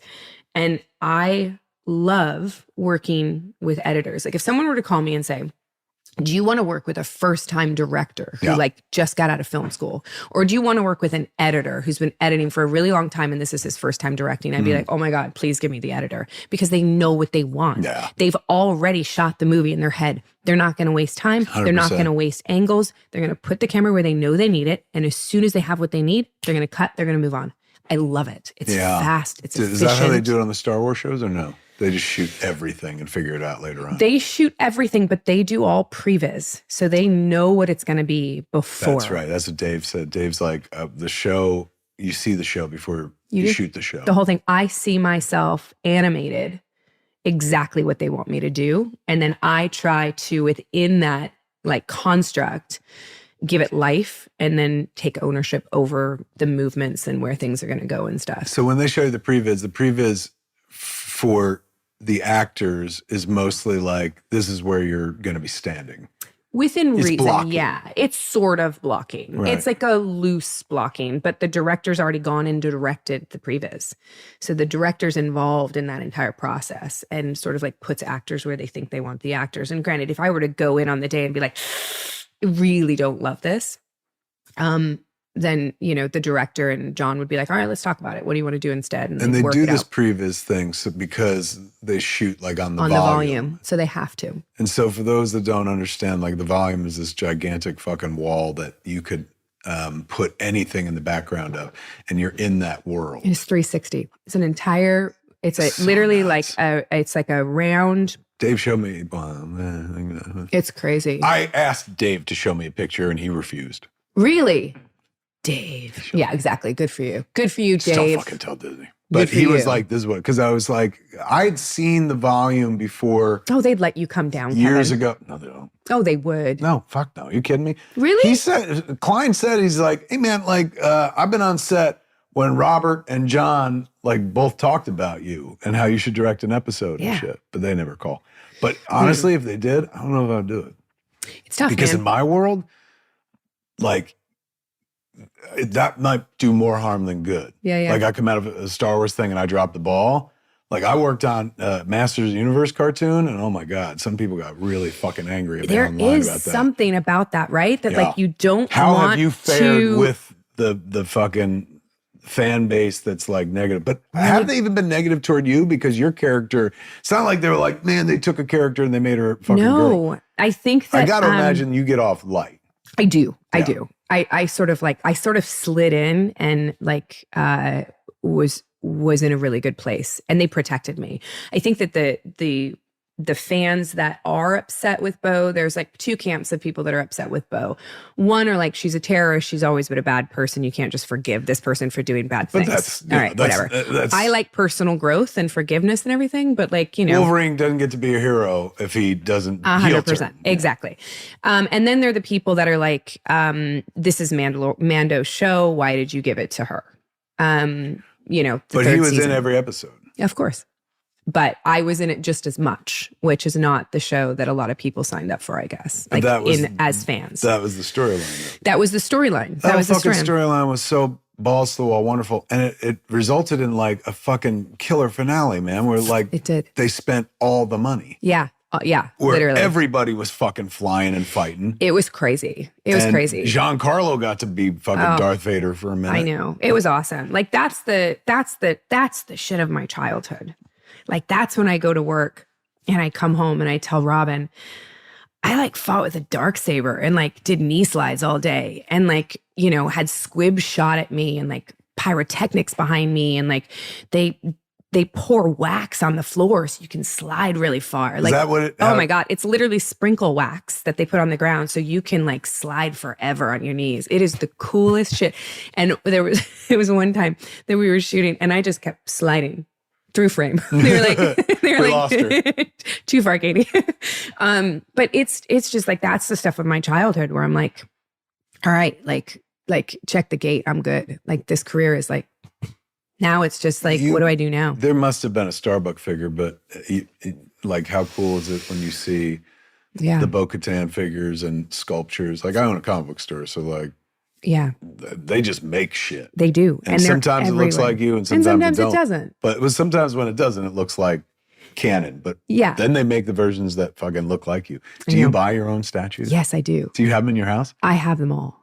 I have them all in like this big cupboard downstairs because I'm like, think about it, bro. This may never happen again. This is so cool. 100%. And it doesn't need to happen again because it happened once. And remember like in you know, the Greeks used to make like busts of like the people that were heroic to them. Like you lived long enough in a world where somebody's going to make a statue that looks like you and you can put it up in your house and for the rest of your fucking life. I know. Be like, that was me when I was fucking a kid. It's pretty cool. I have both of my helmets, like my bo-katan and my Starbucks helmet, and do you get to keep them? So no, I have like the Hasbro helmet, you know, and I have, but I do have Starbucks helmet, and I figure when the show is over and I know that Bo's like done, I'll probably steal it. They'll give you one of hers. No, I'll steal it. Just take it. I'll just let Disney. That's how you don't get another Star Wars. That's how you ends. Never get hired again. Are they as like NDA heavy as they say? Like once you get it, you like don't fucking say anything. You don't. Or we'll throw you out of Star Wars. I think that you slowly learn where the line is.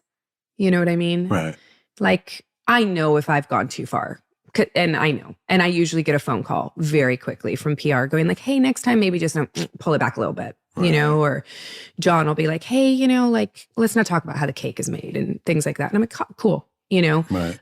But they're really supportive in that, you know? Yeah, it's awesome. It's true. I don't get my scripts. Like if you're not like the second season, I didn't get scripts. I got pages. Season 3, I got all the scripts and they were delivered to my house, printed on red paper. So you can't like take pictures of them, delivered by like a person in like, you know, in the middle of the night. And I'm like, great, thank you. Like one time I thought I left it. Oh my God. I was in Canada and I left it on the floor at the nail salon because I was memorizing. Oh, shit. I panicked. He drove back so fast to find it. Hero. And I was like, don't read it. Please don't. God, I hope they don't read it. I hope they don't take pictures of it. I hope, oh my God. And he drove back so fast and he's like, I have it. Nice. So yeah, it was nice. It was awesome. It was awesome. What, how did they approach you to direct The Flash? Like, how did that come about? Jordan Monsanto, who like runs our company, and that's Jason Mewes' wife. Mm-hmm. She had seen me like talking about it like all over social media and like deep diving on The Flash. Jason had like fucked with it before I did. And then one night he was like, oh my God, they're doing King Shark. And I was like, fucking King Shark? How do you do that on television? I was like, I got to see. I watched the episode and I was like, oh my God, this is like fucking, they really cracked the code. It's like Dawson's Creek, but with fucking superheroes. Yeah. Like, I like this. And then I went back and watched the whole first season, and then the season finale. Like, I shot myself crying watching it and stuff. And it was online for a while. I still get fucking ridiculed for it. But it led directly to, like, Jordan called up the Flash people and were like, he's like crying watching your show. Like, you want to give him an episode? They're like, he would direct. And she was like, yeah. So I've started going up there. So I did, was it 4 Flashes and then 6 Supergirls? Yeah, you did quite a bit. Yeah. Once I went up, I started, the cast very much liked me because, and then I found out they started bringing me in at a certain point in the season when the cast started getting irritable. When they started needing some love and some upbeat attention. Good and ass time and shit. Yeah. I was told you bring burgers to set. Yeah. I would do that. I bought like a lot of food and bought like the kids were just so easy, man. Like I would go to like Toys R Us and buy fucking toys and make Kyler and Melissa like fucking compete for like whoever wins the scene wins the silly putty. You know, fucking they both act out each other, out act each other. But yeah, it was good times. I was the feel good guy when the cast was starting to get like fucking I can't believe we're here. They're like, oh, he's gonna come play. So 22 episodes. For anyone that doesn't know this, we've talked about this on the show before because there's a quote that BJ Novak said that I feel in my soul, where he said that shooting a God, I'm gonna get it wrong now. Shooting a movie is like a marathon. Shooting a TV show of 22 episodes is like running until you die. Yeah, that sounds like it. And it's so true. Yeah.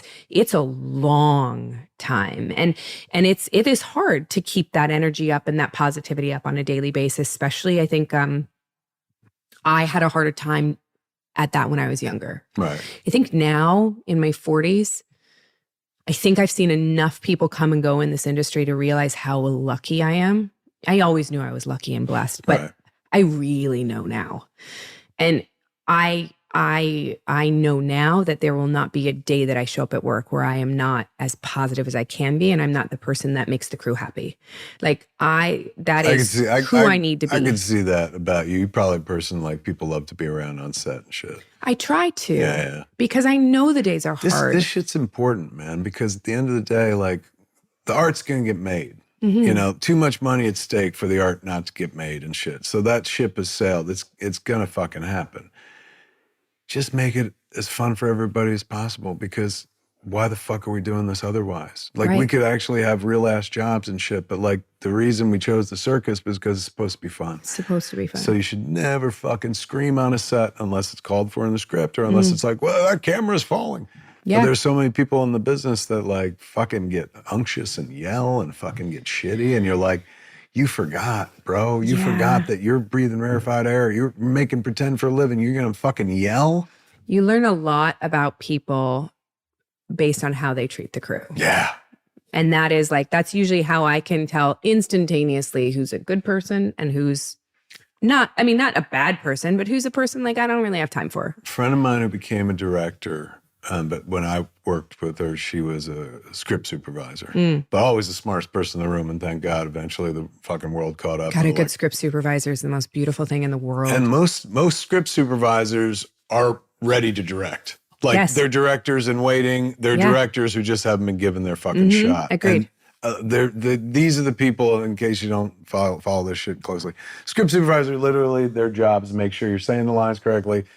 Since shows and movies are broken up to shoot, they help keep the continuity. You did this right before, this is what's coming next. You had it in your right hand, not your left hand. Oh, shit like that. Tucked your ear behind on the word and. You had the, So Carol Banker, her name is, and she's gone on to direct, like she did a bunch of Titans. She works a lot now.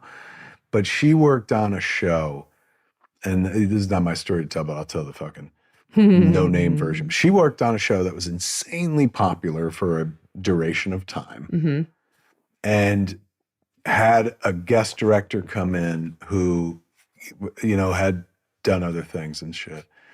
And I was like, what was that like? Because he directed like a big comic book movie too. I was like, what was that? What was he like? And she was like, horrible. I was like, why? Wow. She was like, he only talked to the actors, the stars, not even all the actors, just the stars. Oh, that's so disappointing. And she's like, I'm sitting next to this guy the whole fucking time. And like, I'm here every damn week. So I know the show inside and out, but he couldn't be bothered. Didn't even talk to her. Yeah. Not even to be like, what happened on that line? No. Nothing. No, because he's a genius, right? By the time you come and guest direct, you're fucking genius. But when I went to guest direct, I was like, I know nothing. I went in fucking on bent knee going, I'm a huge fucking fan. So I don't want to make my show. I just want to make this fucking show. And I don't want to get in the way of it. I just want to be here when it happens. But that's what a great director for a TV show is supposed to do. Stay the fuck out of the way. You're not reinventing the mold here. You're coming in within a construct that's already been created without you. You come in, you figure out how to make your mark within what's already there, given the tools that they give you. Yeah. And a beautiful director can make a phenomenal episode stand out amongst all those episodes if they can figure out how to do it. It was the one job in terms of direction that like I was always kind of like, well, I'm not really needed here. Like I always felt more so when I did a few episodes of the Goldbergs. I was like, fuck, no, they really don't need a director.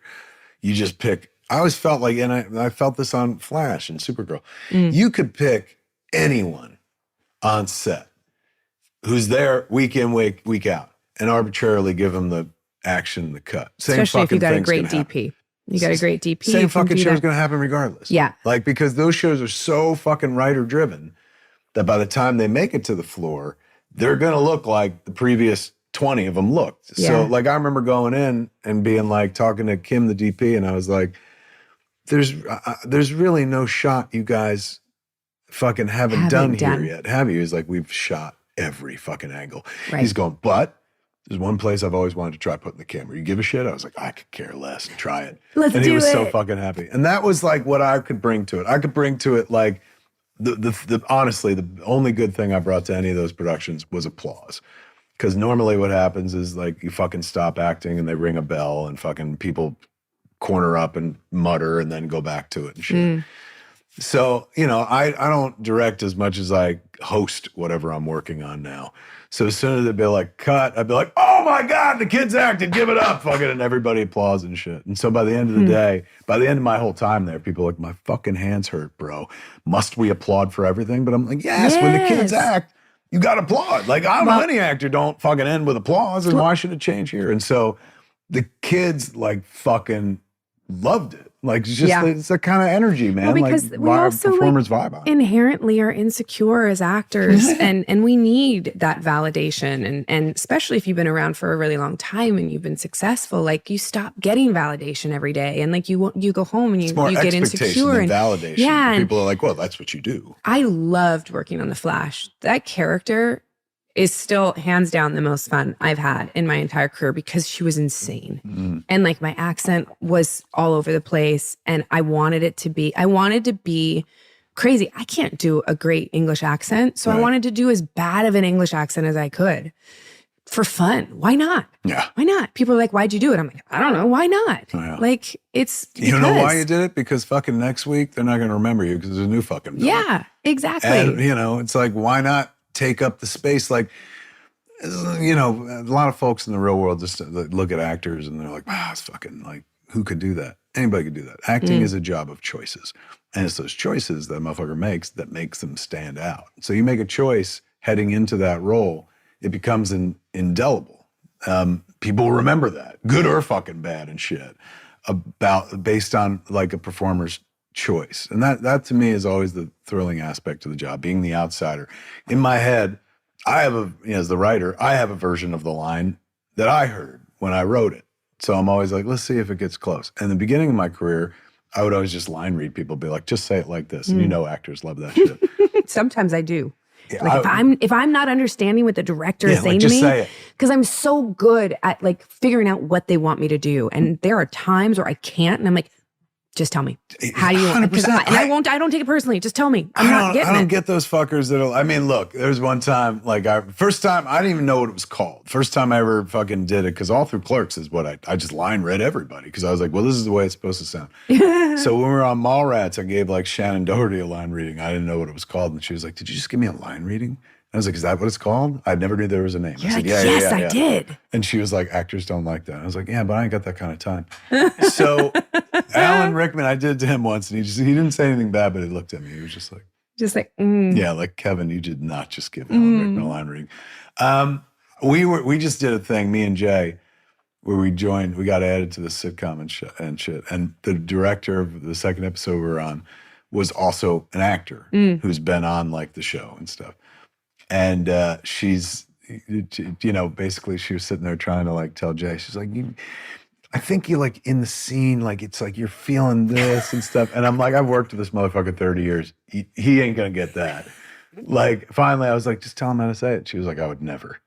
And I was like, no, that's fine. We live on line readings. It's great. I was like, I'm not a fucking actor, so you can line read me all day long. Because she would tell me, like, after my first take, she was like, Kevin, I want to ground your character a bit. I was like, so I'm too big. I was like, you just want me to rein it in. You just want me to bring it in a little bit. But the whole time we were working with her, she would come over for notes and she'd be like, this time, can you guys try it like this? And I was like, do it. And she goes, I'm not going to do it. I was like, you have to do it for us. She goes, I would never do that to another actor. I was like, well, I'm asking you as a director. You have to give me a line reading. She was like, I won't do it. She walked away. I don't understand. It's the quickest fucking path. Quickest way through. Yeah. Quickest way through. Every time I would take that, man. You said that, and I might be getting this wrong, but you said that the perception or the way that the Marvels was perceived at the box office gave you like this existential threat about like your usefulness in the industry moving forward. What exactly did you mean by that? I think, well, number one, I'm, narcissistic as any fucking entertainer. So even though the Marvels has nothing to do with me, I'm like, this affected me and will affect me going forward. Watching like the Marvels collapse, and it wasn't just the Marvels, Ant-Man fucking took a big hit prior to that and shit. It was a bad year for comic book movies. Yes. But as a comic book movie enthusiast and shit, like even I wasn't like, what's wrong with the audience? I too was like, oh, maybe there's too much of this. And then I had this kind of existential crisis where I was like, no, Kevin, maybe you're just 53. And like you have ridden like the sheer joy of fucking, discovery of comics in childhood. And then you got this wonderful second bite at the apple where they told you all the same stories that you loved and now they put people in them and shit like that. But, there's a chance that, for lack of a better description, like maybe whether I try to or not, maybe I just grow up where it's like that kind of shit doesn't do it for me anymore. I used to love and still do, inherently, the superhero story, the hero story, because it's always about like the worst thing in the world happening and everybody running away from it, sensibly so. And then there's one person dressed very colorfully heading right toward it. And I love that. But once again, going back to the curse of like 3-act structure and shit like that, that's horse shit. Like, it's great. It's great for the grist for the fantasy mill. It truly is the thing of fantasy, that someone will be there when you need them the fucking most and take down that which is bad or that which is threatening. That just goes hand in hand with like, and they all lived happily ever after. And these motherfuckers are going to get together in the end, although the credits are going to roll and you're not going to have to see the next day when they're like, the fuck did I just do? Fucking that moment you get in The Graduate where they're both on the bus and they're going away and fucking like, we did it. And then they're just like, And what now? Let's watch the next movie, which is how fucking every decision they made in that movie blew up in their faces, because that's what life is. So to stay away from that, I've enmeshed myself in 3-act structure and in comic book stuff, because in comic book world, like, shit is simple. And these people are bad. These people are fucking good. Live with honor. Don't be a shithead. Don't fucking like try to take over the world. It's always going to fail. Simple, almost Christian theology, and which makes sense because I was raised Catholic and stuff. So it's like you exchange the Bible for fucking comic books. All of it horseshit, It's like this shit is the shit that's important to me and like built the bricks of this very house we're in and whatnot. But ultimately, you can walk across the street and start talking to my neighbors about this shit, and they're like, "Oh, is that a Batman thing?" Mm-hmm. Like where you're like, "What do you mean? Is that What a do you mean? Is Batman that a thing?" Batman Fucking thing? like everybody knows. Like Yeah. I go across the street, like fucking bo-katan Kreese is in the house. They'd be like, "Is that a dignitary?" I'm like, "What do you mean, fucking dignitary? That's fucking bo-katan." And then you start to realize that, like, you know, because of the job I got, I've been able to insulate myself, and you know, they call it silo now. Like I've surrounded myself with only the things that fucking matter to me. You know, politics is only something that has crept in the last 4, 5, 6 years. That was something I kept well at bay. I think and never everyone needed. does that, though. You know? Does it age? Is that what it is? Am I just growing up? That's the thing. There's no playbook, man, because shit happened when I was like a kid and fucking like I got this lottery life and whatnot. So there's no scale that I could look at to be like, oh, I'm just at this place now where I'm this. Maybe this is late. You know what I'm saying? Maybe like it honestly feels like at age 53 to be like, well, I guess the superhero stuff is kind of silly. Like maybe late. Some people might be like, yeah, you're supposed to say that when you're a fucking late teenager, bro. But it was so much a part of my life. And then the culture shifted. Like it used to be very sports oriented. And all of a sudden, fucking thanks to those Marvel movies, everything shifted into like pop culture. And I was well fucking suited. Yeah. And I was Methuselah on the mountain because I've been talking about this shit forever. So I enjoyed what I think could be a prolonged period of my secondary career, or which has really become my primary career as Kevin Smith. My primary career used to be a filmmaker, but now I'm just Kevin Smith for a living. And I do feel like all that superhero shit, even though I never made a single one of them, extended my brand and my shelf life. Because people are like, well, he knows all, he's been talking about this shit since Mallrats and whatnot. Yeah. He knows all these cats and blah, blah, blah. So maybe just I would have aged out of it earlier, you know what I'm saying?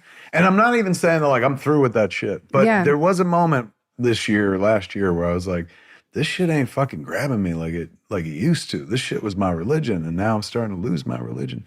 And I don't know if I can handle that, to be honest with you. Like, it was tough enough losing my Catholicism just because I was fucking so raised in it, and it was such a part of the reality that like you never questioned it. And suddenly one day it's like, wait a second, not only is all this shit unreal, but there may not even be a God in the first place. That was a real like bittersweet kind of like, oh, a big part of who I am and what I believed I have to let go of. What made getting rid of this shit though? That'll be tough because that would be getting rid of youth at the same time and getting rid of a good cross section of my 40s as well. So there's so many questions in there, but like, what was it about? What in your life happened that made you stop believing in God or question the I think belief? I think it. It was doing 10 years of Smodcast with Scott Mosier, who's just like one of the most and least convincing atheists on the planet. In as much as he's never going to try to change your mind, but like, you know, as I would sit there and fucking like just expound on all these things that were fed to me when I was a kid. Mosier, who I've known forever since I met him in film school and stuff. One of the people that knows me best in this world would just kind of like not a condescending smile, but a really like, Kevin's adorable. Like, you know, I would talk about, I was like, I remember one day I was like, you really don't think there's an afterlife? You don't think like there's a heaven and a hell? And he goes, no. I was like, but what happens to us? And he's like, nothing. It would be so reassuring if there was. I think that for years, I believe it was just Bible truth. And he was like, I was like, well, what happens? And he goes, we stop.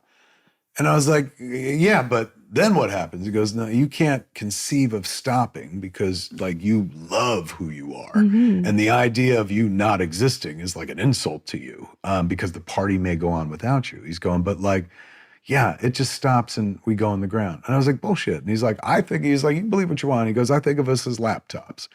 You know, he's like, because your point is like, how could I just stop being when I've learned all these things? He's like, your laptop holds a bunch of information. And one day it just winds down. Like, that's it. He's going, I feel like one day we're going to wind down. And for lack of a better description, he really took all the romance out of my faith. Yeah. And, you know, and this is, you're talking about, I made a whole ass movie about being Catholic with Dogma. With Dogma. And so this was, I would say, maybe 10 years after that and he was never trying. Like, he was never like, I gotta save this fucking fool.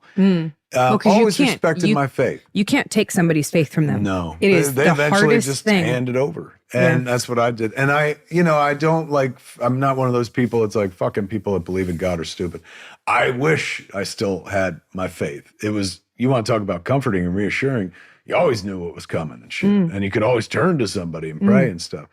Now I can't presume upon a relationship with somebody may not exist and whatnot. So I don't like fault anybody. And I fault religious people that use it as a weapon. They're like, you can't be fucking gay and shit like that. Yeah, of course. They're not real. But like the people who are like, oh yeah, I believe and fucking they're angels and fucking Jesus will be there waiting for me. I think that's beautiful. Like I wish I could feel that way. I miss feeling that way. I wish I had that. I've learned this. I learned this when we started having health issues with our daughter sitting in children's hospital. Yeah. That'll give you perspective. That'll give you perspective really quick. And there are people who have tragedy and it leads them to God. Yeah. And there are people who have the exact same tragedy and it pulls them away from God. Yeah.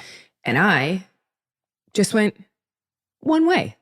And because I look around and I see so much pain and so much suffering to the people in the world who have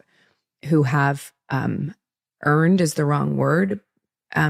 But children are so selfless or selfish as they are, but like they are the ones in the world that haven't earned pain. Right. And to see them in pain makes me go, who the fuck could do that? Yeah. Who could do that? Don't tell me I'm going to learn a lesson about myself watching this because that's bullshit. Right. That just sucks. That just sucks. And there's no way through that to be like, oh, it's all for a reason. No, it's not. Shit just happens. And that sucks. Then you start to look at the story of faith or God as like beautiful story that we started telling each other in a world where a lot of things didn't make sense back then and still don't now. Yeah. But everyone, I more than respect their faith. Oh, for sure. However, if you're waiting for somebody to help, you're fucked. Like no help is coming. It never will. Yep. We're all alone. And we have each other. That's the good thing. Like we're all in this together. I think the day that I really kind of like was able to separate it was like Jennifer, my wife, used to be in the house when things were up on the walls. This wall hanging of a Buddha, I think. And it was like for when she had a yoga room. And it, I'd seen it forever because it was right by the elevator in the house. Anytime you're fucking putting laundry in the elevator, there's this thing as you're waiting for the elevator and you have nothing to stare at but that. So I would look at it and it was ornate. But it said, may you realize your divinity in this lifetime. And after looking at that for nearly 20 years, one day it sunk in where I was like, oh, that's right. Like, it's not about I'm God, but it's like you're in charge. You are making the decisions. You are your own God and not to be worshiped, but it's like, don't look to somebody else for guidance. No. The guidance comes from within and stuff. And that's when I was really able to kind of be like, oh, I guess I've reached some sort of space where I hesitate to be like, I was enlightened, but suddenly I started seeing the story from a different perspective where I was like, oh, well, what if it was all just a really comforting story to tell people? Like, probably seems... It's a really comforting story to tell people. Fuck yeah. And people need it. That's why it's like, I don't begrudge anybody, man. If they find Jesus useful, by all means and whatnot. Just don't use them as a useful tool. Just don't turn them against people. No. Like you love them so much that you're going to weaponize Jesus and you've missed the fucking thread. And don't make point. Your Jesus the Jesus. Yes. Like that's the thing. Like let Jesus be whoever he's going to be to everyone, and you don't get to judge that. Like that is a personal relationship that is up to that person. That's the real it's befuddling after all this time in life, after 53 years, is to watch people get so in the weeds about what somebody else believes, where it's just like that has zero to do with your day. Why would you waste that much time thinking about somebody else's fucking faith, and diminishing it or saying yours is fucking better? It's like, whatever works, kids. As long as we don't hurt each other, as long as nobody gets killed, and as long as you have your best interest, the best interest of humanity at heart, we're all on the same fucking page. It's just a bummer to watch people kind of go into corners and whatnot. Yeah. What at this point do you feel like you have left in this industry? Do you want to contribute? Like, because you've, I just want to keep doing more of the same. Like, I just don't want to go back to work. Like, this has been great. Like, fucking, if I'm not doing this shit, I go back to the convenience store. I was making $5 an hour. Fuck that. Like, fucking, I make a lot of money doing this nonsense. So I don't ever want this to end and whatnot. In terms of like, you know, I didn't have like, here's my list of shit that I want to do. I hope I get to it all. The list just grows as you're here. And the longer you're around, you're like, well, all right, I'm still in. Let me try this. Let me try that. So, you know, I just don't want to be irrelevant, I guess. It's been 30 lovely years of being relevant to the culture and walking out and going to the fucking store, Ralph's, going to the fucking mall, going to take the dogs in to get washed or something like that. Invariably, total strangers will stop and say the most fucking amazing things. Like, my day is filled with positivity. Yeah. Even in New York, in Manhattan, I'll be walking down the streets and fucking people are still like, hey, Kevin Smith, Silent Bill. Hey. Or they fucking, or I'll get Kevin James. And I'm like, hey, man, I'll tell Leah Remini you said hi. But that feeling that, like, you know, obviously most of us wind up in entertainment because there's a guff that must be filled and self-esteem issues and shit. Having a stranger not only fucking look at you, but you make them smile when they look at you, even without saying a fucking word, based on some memory. And then they get to a place where they're like, and you know these people are not normally this person, but because it's you, they're like, I'm gonna fucking do this. Hey! Yeah. Like, fucking give to you. Yeah. That's everything. So I would hate to give that up. That will be tough. That's a fucking drug that I don't think I can live without. I don't think that validation you have on to that level. give that up though. Like, cause that, you know, like Then I gotta keep that producing. is the youthfulness or the usefulness. You know what I mean? Yeah. Like that's the cool thing with art and like what we do is that it lives forever and it will always find someone and it'll always, like, you know, make an impact on someone. So there'll always be someone somewhere that will, Kevin Smith. God, I hope so. And not in that way of Kevin Smith, but just fucking happy to see me. Not like, fucking, yeah. I remember And him. that guy. Yeah. Well, because when you make Moose Jaws, then they'll be like, fuck yeah, Kevin Smith. 100%. You see that Be movie? like, I didn't know a fucking- moose swims. The guy who made Tusk made Moose Jaws. Go figure. Moose Jaws. I'll get there. I'm going to need to see Moose Jaws. We'll get there, man. You could be in it. I'm in it. If I can go to work and like be happy and like have fun and like find joy in the day and be around like-minded people, that's all I want. And if we're making something like that we think is cool, that's it. That's all I care about. And maybe if I could ride a moose, I'm good. You can fight a moose. Could I fight a moose? Punch a moose in the fucking face. Yes. A rubber moose at that. I want to. The moose, when he moves, because moose like fucking travel at 50 miles per hour. Yeah. When he moves and chases the camper, because that takes the place of a boat in the water, that'll be CG. But everything else will be fucking prosthetic, like big rubber moose that Like fucking a guy eats in you. a moose suit? Yeah. That's awesome. Two guys, probably. Let's be honest. Someone's got to be the ass. Two guys, one moose. But the moose like eats kids at a summer camp. It's awesome. It's Oh my violent God. and bloody, but funny. Very, very, like, it's funny. Do you think that a human being could defend themselves against a moose? Fuck no. It's over. I mean, if you had a gun, yes.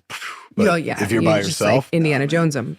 yes. But no, they're pretty damn strong and stuff. And they can go crazy. You know, their antlers fall off once a year and then they grow new ones and shit. No. So they get really ratty looking, like haunted looking, like bloody and shit. Like and they're then just fall off. they've been like smoking crack a Yes. little bit. Like yeah, just, or just like cracked that they out, like butchered just so people. Like insecure. lots of blood and rot and shit. So it just looks kind of badass. And then new ones come in and grow and stuff. So But it only they're- takes a year for them to get that majestic? Isn't that crazy? And then they lose them, and you'll find them on the forest floor and shit, and then they grow them out again.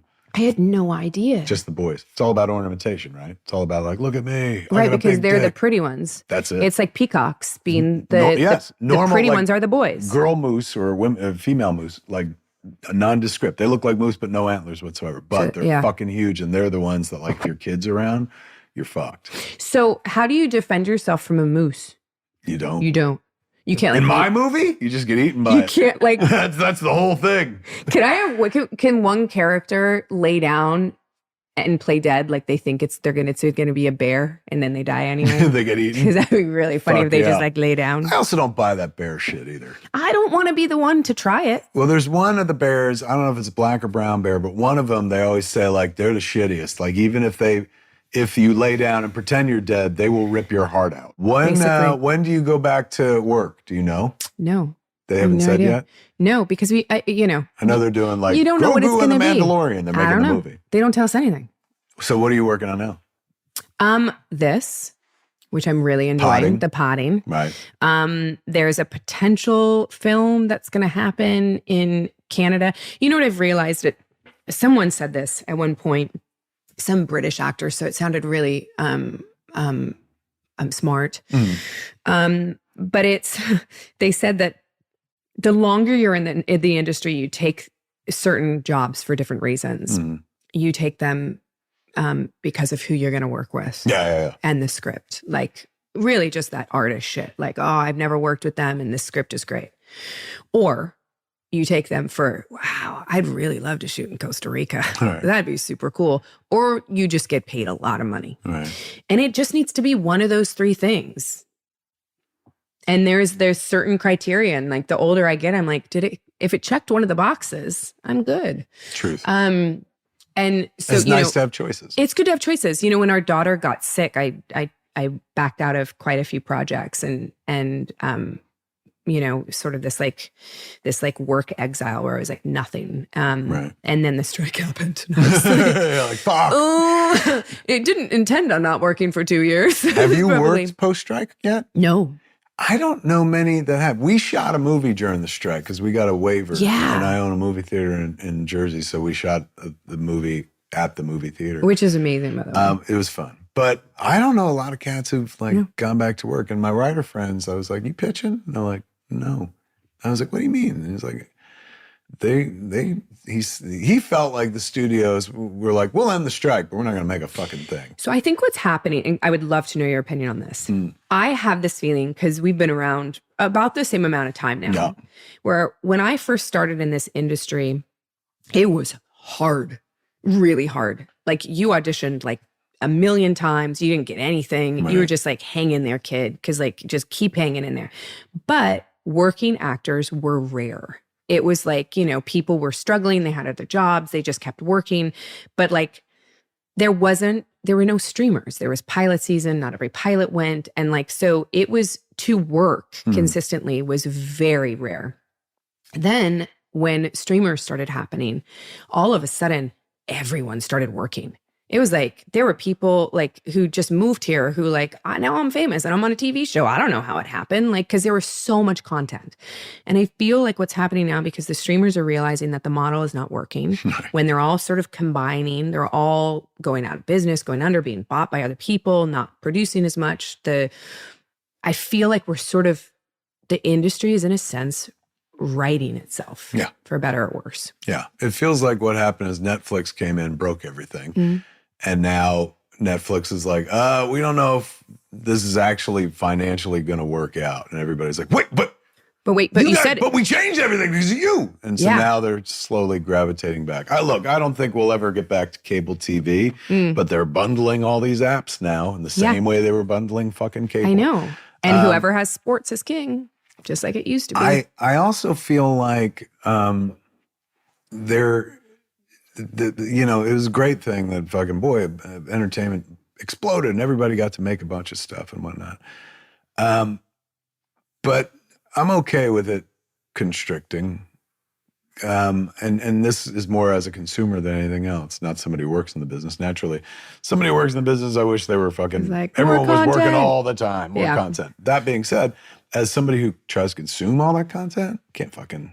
It's hard. It's impossible. Especially with kids. Used to be able to say, I knew everything. I watched every show and I knew every movie coming out, but it's impossible. We're drowning in fucking content. We are. I went to a party last night for the merger of Disney and Hulu, and they said, what are your favorite Hulu shows? And I was like, babe, what's on Hulu? Right. What do we watch on Hulu? What do we watch on Hulu? I needed to be reminded. I was like, there's so much content I don't know anymore, and I don't know what's on what. And my kid grew up in a world where everything was on Hulu. So she's like, I watched the show. I was like, what network? She's like, Hulu. I was like, that's not a network. That's an aggregator of things. Yeah. I was like, what? Had to figure it out. It was Blackish. I was like, that's on ABC. She's like, what's that? Yeah. I was like, that's a network. Do you know what a network is? Those cats, they boy, talk about grown up spoiled, man, with like all the entertainment you want at your fucking fingertips. At any time, but at a on certain your point, phone. it's just too much. So it feels like it's actually going to come back to something a little more controllable and or feasible. Yeah. But that means there's a slowdown in work. Yeah. Seems like it. I just try to keep my head down and keep making my shit until one day they're like, we're not going to make your shit anymore. Then I'll figure out another way to do it. Figure out something else. Yeah. I miss theaters. Yeah. I miss going and having to see something in a theater. There was something beautiful about it. We just took our daughter to go see, oh my God, I've literally forgotten already. Kung Fu Panda 4. Right. Is 2.5 years old. She sat through the entire thing. We were the only people in the theater. Yeah. She loved it. It's like having a private screening. Yeah, she loved it. And I was like, this is what theaters are about. Like when we're at home and she watches a movie, granted, she's 2.5, whatever you think about screens, she gets it limited. It's fine. I'm not a terrible parent. Leave me alone. But when we're at home and we try to watch a movie, we do it over like 4 days. Like this is like her treat. After dinner, we watch like 15, 20 minutes, 30 minutes of a movie, and then we pick up the next and blah, blah, blah. She sat uninterrupted with her popcorn. Also, don't kill me. I know it's a choking hazard. Relax, okay? Watching. The modern parent has so many caveats, so many disclaimers to make. Watching this movie and didn't blink. Right. And I was like, that's movie theaters, man. Yeah. That's magic. That's what made me want to be an actor. Yeah. Like, we got to inspire kids in a whole nother generation to continue to make things by that, you know? Bringing them to the movies. The first time we brought Harley to a movie, she was about 6 days old. We took her to see Fight Club. And it was a matinee. And there were 2 old ladies sitting behind us. And at the end of the movie, they were like, how could you bring a baby to this movie? I was like, she slept through the whole movie. She's totally fine. They're like, ugh. They were so disgusted. That's right. Our daughter was 2 weeks old and she was in a tattoo parlor with us. Nice. So, you know? That's parenting, man. That's not modern day fucking parenting and shit. Years ago, like our parents wouldn't have been like, hey, we got a tattoo. Now you can do that with your kid. You can. Yeah. You absolutely can. But then when she wants to get one, I'll be like, fuck you, not until you're 18. Yes. We'll take you when you're 18. That's Think about it for 4 years. Be a parent. You get to turn into a parent. Yeah. This has been really fun. Yeah. Come back anytime.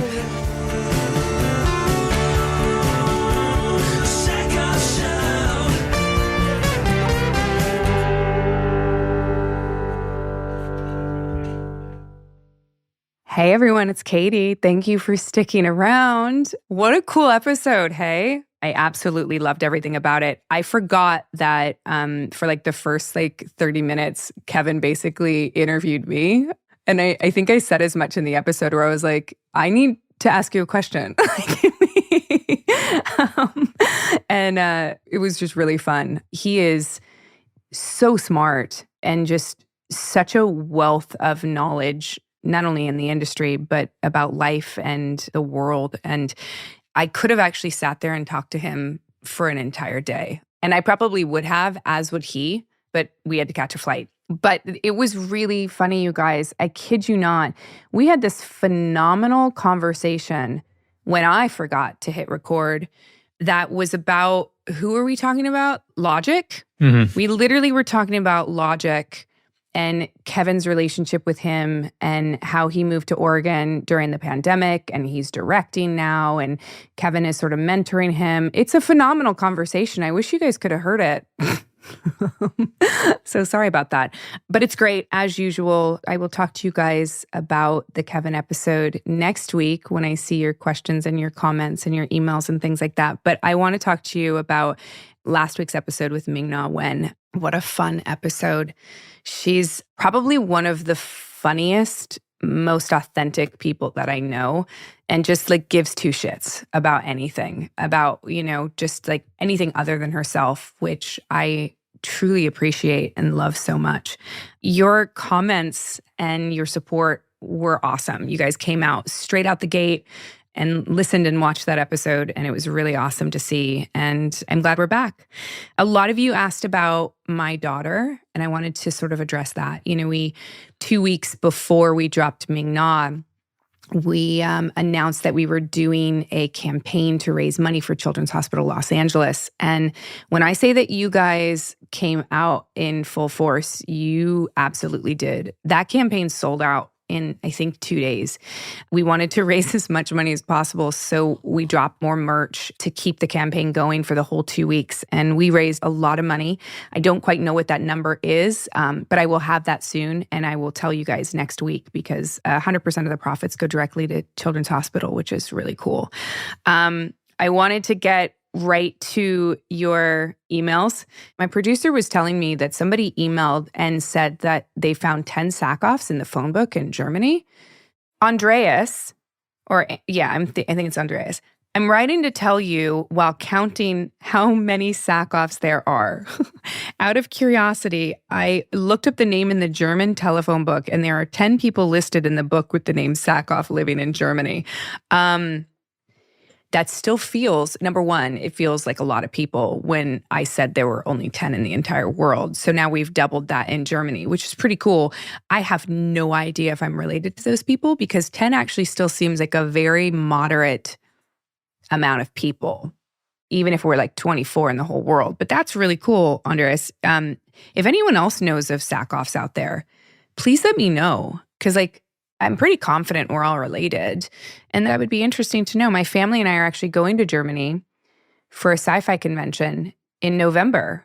I mean, not that I want to turn it into a family reunion, but that's what's up.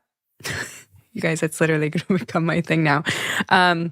This other person from Kate just said, I'd love for you to do a deep dive into your own career, your training, your background, sort of like I did during the lockdowns. Yeah, I at some point, maybe I'll do something like that. Maybe we could go, I'd love to see if I could find the director that gave me my break, Sam Pillsbury. I'd love to sit down with him if he's still with us. That would really be awesome. I bet he is. I think he's my mom's age. So awesome. That could be cool. Nick asked if I would ever do an interview with Tamara Morrison. And absolutely, Tem is awesome.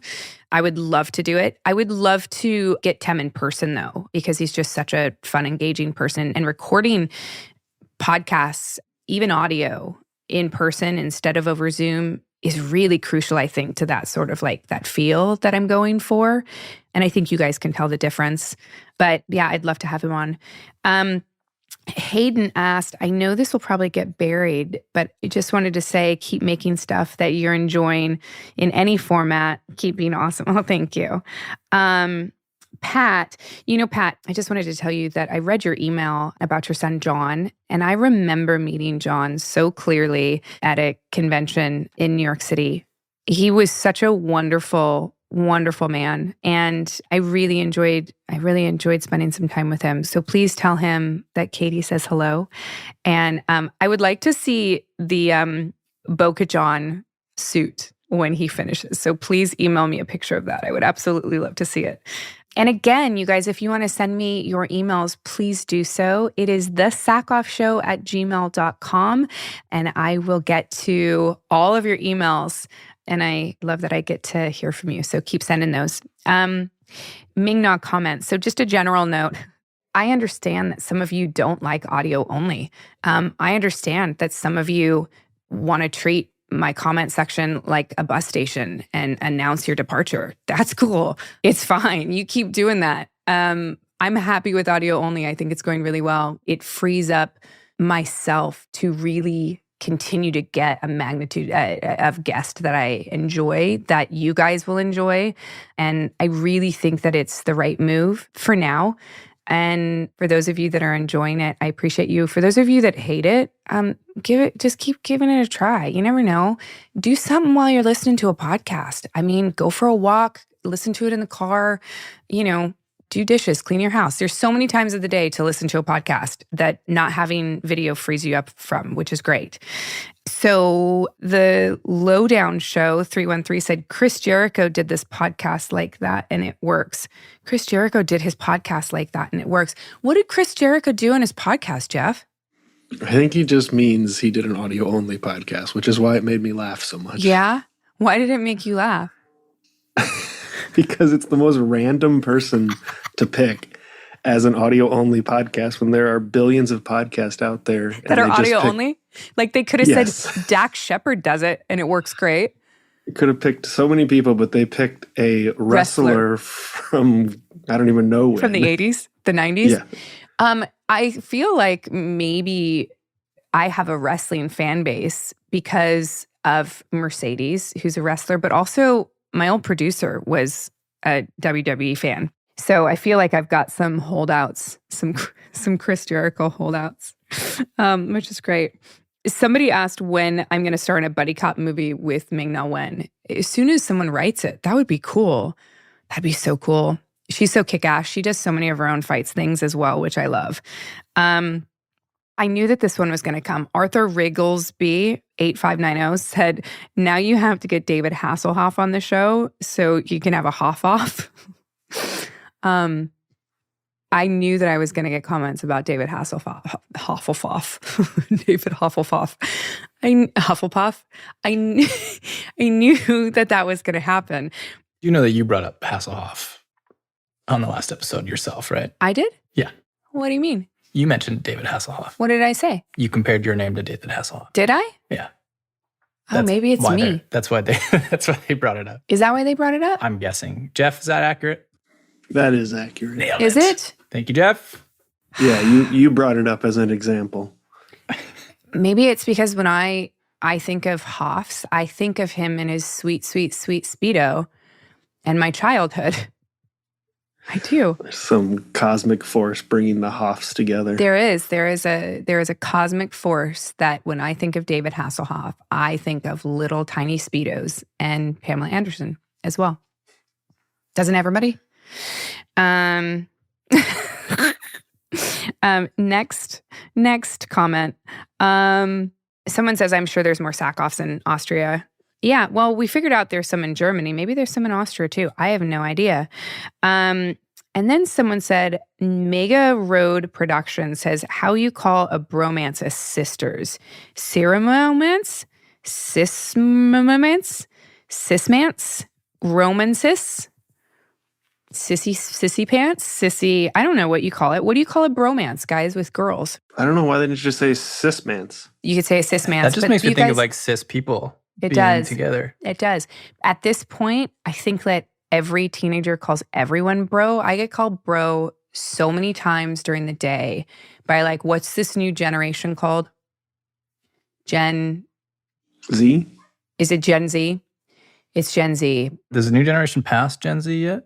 I don't know. Yeah, but Gen Alpha's not making slang words yet. No, like our daughter's not walking like up to us babies. going like, hey, bro. Although Robin did teach our daughter to say, you're killing me, Smalls. And when we ask her what she's doing, What's up? we say, what's up? She goes, just chilling. It's pretty good. So I don't know, guys. I think it started. I want to teach her to say, that's what's up. I think it'd be funny. But you guys, that's what's up. So thanks for listening to this episode. Thank you for your support as well. Remember, you can find us everywhere you get your podcasts and also over on YouTube if you still want to listen to us over there. I don't know why, but you can still do that. And I appreciate you. And next week's episode is Trisha Helfer. Video, you'll be able to watch it too. So for all you people still over on YouTube, this one's for you. That's what's up. Bye.